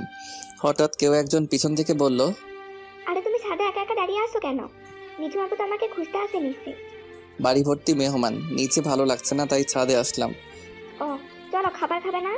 তুমি যাও, আমি একটু পরে আসতেছি। আরোহী ঠিক আছে বলে নিচে নেমে গেল। আমি কিছুক্ষণ পর ছাদ থেকে নিচে নেমে আসলাম। হঠাৎ নিঝুম আমার সামনে এসে বলল, তুমি এতক্ষণ কোথায় ছিলে? সে কখন থেকে তোমাকে খুঁজছি আমি। আসলে দুলার সাথে রিয়াকে দেখে মাথাটা গরম হয়ে গেছে, তাই ছাদে চলে গেলাম। ও এই ব্যাপার। আমার সাথে কথা বলতে এসেছে রিয়া, কিন্তু আমি তার সাথে কোনো কথা বলি নাই। ফারিয়া তো রিয়াকে দেখে এমনিতেই রেগে গেছে। আর রিয়া হচ্ছে দুলার মামাতো বোন। থাক ওসব কথা, তুমি খাবার খেয়েছো? তোমাকে রেখে আমি একা কিভাবে খাবো বলো? চলো দুজনে একসাথে খাবো। আমি ঠিক আছে বলে নিঝুম আর আমি দুইটা চেয়ার টেনে বসলাম। তারপর দুজনে একসাথে খাবার খেলাম। রিয়া নাকি খাবার খেয়ে চলে গেছে। আস্তে আস্তে সবকিছু শেষ, এখন বিদায়ের পালা। ফারিয়া সবাইকে ধরে অনেক কান্নাকাটি করছে। ফারিয়াকে বিদায় দিয়ে আমি আর নিঝুম বাসায় চলে আসলাম। দেখতে দেখতে 1 মাস চলে গেল। আমি এখন আব্বুর অফিস দেখাশোনা করি। আমাকে কাজে রিফাত হেল্প করে। আব্বু এখন বাসায় থাকে। নিঝুম এখন নিয়মিত থানায় যায়। নিঝুম আর আমার ভালোবাসা আগের মতোই আছে। প্রতিদিন সকালে আমার কপালে একটা চুমু দিয়ে ঘুম থেকে উঠাই। দুজনে একসাথে বাসা থেকে বেরিয়ে আসি। নিঝুমকে থানায় নামিয়ে দিয়ে আমি অফিসে আসি। আজকে অফিসে তেমন কাজ নেই, তাই নিঝুমকে একটা ফোন দিলাম। 2-3 বার রিং হওয়ার পর ধরলো। তখন আমি বললাম, ওই তুমি আমার ফোন ধরতে এত দেরি করলে কেন? কোথায় তুমি এখন? সরি, আমি একটা আসামি নিয়ে ব্যস্ত ছিলাম। আসামিটা একটা মেয়েকে ধর্ষণ করে মেরে ফেলছে, তাই ওইটাকে ধরে থানায় দিয়ে আসলাম। ও তা তুমি কি এখন ফ্রি আছো? এখন ফ্রি আছি, বলো কি বলবে? অফিসে তেমন কাজ নেই, তাই ভাবছিলাম দুজনে আজকে বাইরে লাঞ্চ করব। ঠিক আছে, তুমি থানায় এসে আমাকে নিয়ে যাও। আমি ঠিক আছে বলে রিফাতের কেবিনে গিয়ে তাকে বলে অফিস থেকে বেরিয়ে গাড়ি নিয়ে সোজা নিঝুমের থানার সামনে চলে আসলাম। গাড়ি পার্কিং করে থানার ভিতরে চলে গেলাম। থানার ভিতরে ঢোকার সাথে সবাই আমাকে সালাম দিতে লাগলো। আসলে সবাই আমাকে চিনে, সেজন্য। আমি থানার ভিতরে ঢুকে নিঝুমের কেবিনের সামনে গিয়ে বললাম, আমি কি ভিতরে আসতে পারি? SI ma'am.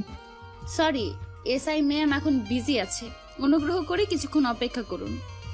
আমাকে দেখে নিঝুম হাসতে হাসতে কথাগুলো বলল। তখন আমি ভিতরে ঢুকে বললাম, সরি ম্যাম, আমার একটু তাড়া আছে, কাজটা রেখে আমাকে একটু সময় দেন। কিন্তু মিস্টার, থানা তো আপনার কথা মতো চলে না। তাই নাকি? তাহলে তো যা করার আমাকেই করতে হবে। এই বলে আমি নিঝুমের হাতটা ধরে টানতে টানতে থানা থেকে বাহির করে গাড়ির ভিতরে নিয়ে আসলাম। থানার সবাই আমার কাহিনী দেখে হাসতে লাগলো। নিঝুম লজ্জা পেয়ে মাথা নিচু করে ফেললো। তো ম্যাম, আপনি তো আর থানার ভিতরে নেই, এখন আপনি কার কথা মতো চলবেন? এখন আমার এই জানটার কথা মতো চল। এবার তাহলে লক্ষ্মী মেয়ের মতো বসে থাকেন। এই বলে আমি গাড়ি নিয়ে একটা রেস্টুরেন্টের সামনে গিয়ে দাঁড়ালাম। গাড়ি থেকে নেমে দুজনে রেস্টুরেন্টের ভিতরে গেলাম। খাবার খেয়ে নিঝুমকে থানায় নামিয়ে দিয়ে আমি অফিসে চলে আসলাম। দেখতে দেখতে আরও 1 মাস চলে গেল। আমি এখন একটা গোডাউনের ভিতরে বসে আছি। কিছুক্ষণ পর আমার লোক রিয়া এবং মেয়র বেঁধে আমার সামনে নিয়ে আসলো। তখন রিয়া আমাকে দেখে বলল, রাসেল তুমি এখানে? আমাকে আর বাবাকে ধরে নিয়ে এসেছো কেন? তুই জানিস না আমার বাবা একজন মেয়র? আমি সব জানি। আমার কয়টা মাস চলে গেছে তোদের ধরতে। অনেক চেষ্টা করেছি ধরার জন্য, দিনরাত অনেক পরিশ্রম করছি, কিন্তু পারি নাই। আজকে সফল হয়েছি। তুই আমাদের এখানে ধরে এনেছিস কেন? তুই জানিস আমার একটা ফোনে তোকে দুনিয়া থেকে বিদায় করে দিতে পারি। সেটা আপনি কখনো পারবেন না।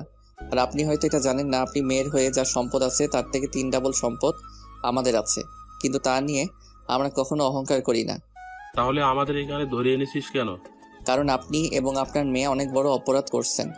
সেটার প্রতিশোধ নিতে আপনাদের এখানে ধরে আনা হয়েছে। প্রতিশোধ নিতে মানে? আমরা তোর সাথে কি করেছি? আমার সাথে করিস নাই, তুই এবং তোর বাপ মিলে রিফাত এবং রিফাতের আব্বুর সাথে কি করছিস একটু ভেবে দেখ তো।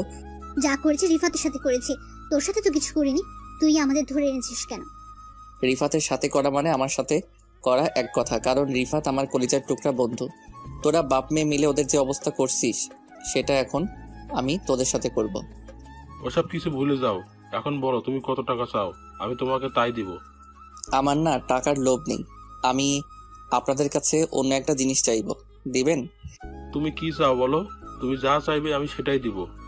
আমি বেশি কিছু চাই না, শুধু এখানে আপনার মেয়েকে একটা সই দিতে বলবেন, এইটুকু, আর কিছু না। এই কাগজে কি লেখা আছে? তেমন কিছু না, তুই আর তোর বাপ মিলে রিফাত থেকে যে সম্পদগুলো লিখে নিছিস সেগুলো ফিরিয়ে দিবি, এতটুকুই, আর কিছু নয়। আমি মরে গেলেও কখনো সই করব না। আমি জানতাম তুই এমনটা করবি, তাই অন্য ব্যবস্থা করেছি। ভাইয়েরা, আপনারা কাজটা শুরু করে দেন। আমি আমার লোকগুলোকে বললাম, তারা মেয়রকে কারেন্টের চেয়ারে বসিয়ে শর্ট দিতে লাগলো। মেয়রের তো লাফালাফি শুরু হয়ে গেল। এটা দেখে রিয়া বলল, প্লিজ রাসেল, আমার বাবার সাথে এমনটা করিস না। তুই বল আমাকে কোথায় সই করতে হবে। আমি রিয়াকে কাগজটা এগিয়ে দিলাম, রিয়া সই করে দিল। এতক্ষণ যা কিছু হয়েছে সবকিছু ভিডিও করা হয়েছে। তারপর রিয়া এবং তার বাপকে রেখে আমরা সবাই চলে আসলাম। পরের দিন আমি মন্ত্রীর সঙ্গে দেখা করলাম, ভিডিওটা দেখালাম। মন্ত্রী সাথে সাথে রিয়ার আব্বুকে মেয়র থেকে বহিষ্কার করে দিল, তাদের বাড়ি গাড়ি ব্যাংক ব্যালেন্স সব কিছু নিয়ে নিল এবং রিফাতদের সব কিছু ফিরিয়ে দিল। আমি যে এত কিছু করছি এটা এখনো কেউ জানে না। এক সপ্তাহ পর রিফাতের আব্বু আম্মুকে তাদের সব কিছু ফিরিয়ে দিলাম। রিফাত এখন তার বাবার অফিস দেখাশোনা করে। আমি আমাদেরটা খুব সুন্দরভাবে চলছে এখন সবকিছু। রাতে সবাই মিলে খাবার খাচ্ছি, তখন বাবা বলল, সব কিছু তো ঠিকঠাক চলছে, এবার দুহাত এক করে দেওয়ার পালা। তুমি কি বলো রাসেলের আম্মু? তুমি ঠিকই বলেছ, এবার দুহাত এক করে দেওয়ার পালা। তাহলে তুমি একটা দিন তারিখ করে ফেলো। আব্বু আম্মু, আমি তো কিছুই বুঝতে পারছি না, তোমরা কিসের কথা বলছো? আমি আর তোর আব্বু সব কিছু জানি। নিজুম আর তুই দুজন দুজনকে ভালোবাসিস, তাই ভাবছি লুকিয়ে লুকিয়ে আর প্রেম ভালোবাসা করতে হবে না, তার চেয়ে ভালো দুজনের হাতে এক করে দিই। নিজুম আম্মুর কথা শুনে বসা থেকে উঠে রুমে চলে গেল। আমিও আর বসে না থেকে রুমে চলে আসলাম। আমাদের দুজনকে এভাবে চলে যেতে দেখে আব্বু আম্মু দুজনেই হাসতে লাগলো। আজ আমার আর নিজুমের বিয়ে হয়ে গেছে, খুব ধুমধাম করে বিয়েটা হয়েছে। বাংলাদেশের নামি দামি সব লোকজন এসেছে। রিফাতের আব্বু আম্মু এবং ফারিয়া এবং তার জামাইও এসেছে। রিফাত আর আরোহী মিলে আমার বাসরঘর সাজিয়েছে, তাই ওরা দুজন আমার রুমের সামনে দাঁড়িয়ে আছে। তখন রিফাত বলল, জামাইবাবু, আমাদের পাওনা দিয়ে তারপর ভিতরে ঢুকতে হবে। বন্ধু আজকে নাই, পরে দিব। আমার বউটা ভিতরে একা একা বসে আছে, আগে বাসর ঘরে বিলাইটা মেনে নেই। বিলাই মারবেন, আরো কত কিছু করতে পারবেন। আগে আপনাদের পাওনার 50,000 টাকা দিয়ে দেন। বড়লোক মানুষ তো, এত বেশি চাইনি। কি 50,000? তারপরে বলছিস বেশি চাসনি? আরোহী তো ঠিকই বলেছে, 50,000 তো বেশি তো আর চাইনি। কি রে, তোদের দুই জনের পরিচয় এত মিলে গেছিস, তোরা কিন্তু মনে রাখবি আমারও দিন আসবে, তখন কিন্তু 1 লাখের নিচে ভিতরে ঢুকতে দিব না। তোকে তো বিয়েতে দাওয়াত দিব না। আমি বিনা দাওয়াতে চলে যাব। দূর, এত কথা না বলে টাকা বের করো আর ভেতরে যাও। কি আর করার, মানি ব্যাগ থেকে কার্ডটা বের করে দিয়ে ভিতরে ঢুকে দরজা লাগিয়ে দিলাম। কার্ডটা দেওয়ার পর দুজনে আর একটা কথাও বলে নাই। তারা ভালো করে জানে আমার কার্ডে 50,000 টাকার বেশি থাকে। দরজা লাগিয়ে ভিতরে ঢুকে সামনে যাওয়ার পর যেটা দেখলাম সেটা দেখে আমার গলা শুকিয়ে গেল। সামনে তাকিয়ে দেখি নিঝুম পিস্তল নিয়ে আমার দিকে ধরে আছে। তখন আমি বললাম, কি ব্যাপার, তুমি আমার দিকে এইভাবে পিস্তল ধরে আছো কেন? হারামজাদা, বাসর ঘরে ঢুকতে তোর এত সময় লাগে কেন? ওরা যা চাইছে তা দিয়ে চলে আসতে। তুমি জানো ওরা আমার কাছে থেকে কত টাকা চাইছে? জানি, আমি সবকিছু ভেতর থেকে শুনেছি। রাত বাজে 2টা, 2 ঘন্টা পর সকাল ভোর হয়ে যাবে। বাসর করবে কখন? আমার ওই 2 ঘন্টা যথেষ্ট, এর থেকে বেশি সময় নিব না। কিন্তু তোমাকে তো আজকে বাসর করতে দিব না, তুমি ভেতরে দেরি করে এসেছো, তাই আজকে পুরো রাত আমার পা টিপতে হবে তোমাকে। সরি কলিজা, এই রাতের জন্য মাফ করে দাও। এই রাত একবার আসে। আমি কোনো কথা শুনতে চাই না। ওয়াশরুমে ঢুকে ওযু করে আসো, দুজনে আগে 2 রাকাত নফল নামাজ আদায় করে আসি। কি আর করার, এসআই বউ বলে কথা। ওযু করে দুজনে 2 রাকাত নফল নামাজ আদায় করলাম। নিঝুম বিছানায় শুয়ে পড়লো আর আমাকে বলল তার পা টিপে দেওয়ার জন্য। আমি বিছানায় উঠে নিজমের পা দুটো টিপতে লাগলাম। কিছুক্ষণ পর আমাকে বিছানায় ফেলে দিয়ে গলা চেপে ধরে বলল, ওই হারামি, আমি যেটা বলবো তুমি কি তাই করবে নাকি? তুমি তো বলছো তোমার পা টিপে দেওয়ার জন্য। আমি বলছি তাই বলে তুমি সেটা করবে নাকি? জোর করে বলতে পারো না? আমি তো এমনি মজা করলাম, আমি সবসময় তোমার কথা মতো চলবো। আদেশ যখন পেয়েছি তাহলে শুরু করে দেই। শুরু করার আগে বললে না তো বউ সাজে আমাকে কেমন লাগছে? তুমি তো আমার কাছে সবসময় সুন্দর, খালি খালি এত আটা ময়দা মাখার কি দরকার ছিল? বিয়ের সময় একটু মারতে হয়। এখন লাইট বন্ধ করে আসো। লাইট বন্ধ করতে হবে না, আমার পাঠক পাঠিকা একটু দেখুক কিভাবে বাসর করতে হয়, তারা একটু শিখুক। তোমার দেখি লজ্জাশরম বলতে কিছুই নেই। তোমার পাঠক পাঠিকা বাসরাতে কি করবে সেটা কি আমাদের দেখাবে? দেখাবে। আমি জানি আমার পাঠক পাঠিকা অনেক ভালো মানুষ। কি গো, আন্নেরা আমাদের দেখাবেন না? ওই দেখছো, তারা বলছে দেখাবে। তোমার মাথা বলছে। যাও গিয়ে লাইট বন্ধ করে আসো। কি আর করার, এসআই বলছে না বন্ধ করলে থানায় নিয়ে 144 ধারা মামলা দিবে। আমি বিছানায় থেকে উঠে লাইটটা বন্ধ করে দিয়ে আসলাম। বিছানায় এসে নিজমের পুরো শরীরে কিস করতে লাগলাম। নিজমের ঠোঁটের উপর হামলা শুরু করলাম, নিজমের পেটের উপর হাত বোলাতে লাগলাম। তারপর আস্তে আস্তে নিজমের শরীর থেকে সবকিছু খুলে ফেললাম। তারপর ইরানের মতো হামলা শুরু করে দিলাম। এটা কেমন হামলা বিয়ের পর বুঝতে পারবেন, অনেক দেখেছেন, আর দেখা লাগবে না। আমাকে তো এইটুকু দেখাবেন, বাকিটা ইতিহাস হয়ে থাকলো। দেখতে দেখতে আমার আর নিজমের সংসার ভালোই চলতে লাগলো। নিজম এসআই চাকরি ছেড়ে দিয়েছে, বাসায় এখন আব্বু আম্মুর খেয়াল রাখে, আর আমি অফিস দেখাশোনা করি। এর ফাঁকে আরোহী আর রিফাতের বিয়ে ঠিক হয়ে গেল। আপনাদের সবার দাওয়াত থাকলো। রাইসা এখন কলেজে পড়ে, তো সবাই আমাদের জন্য দোয়া করবেন।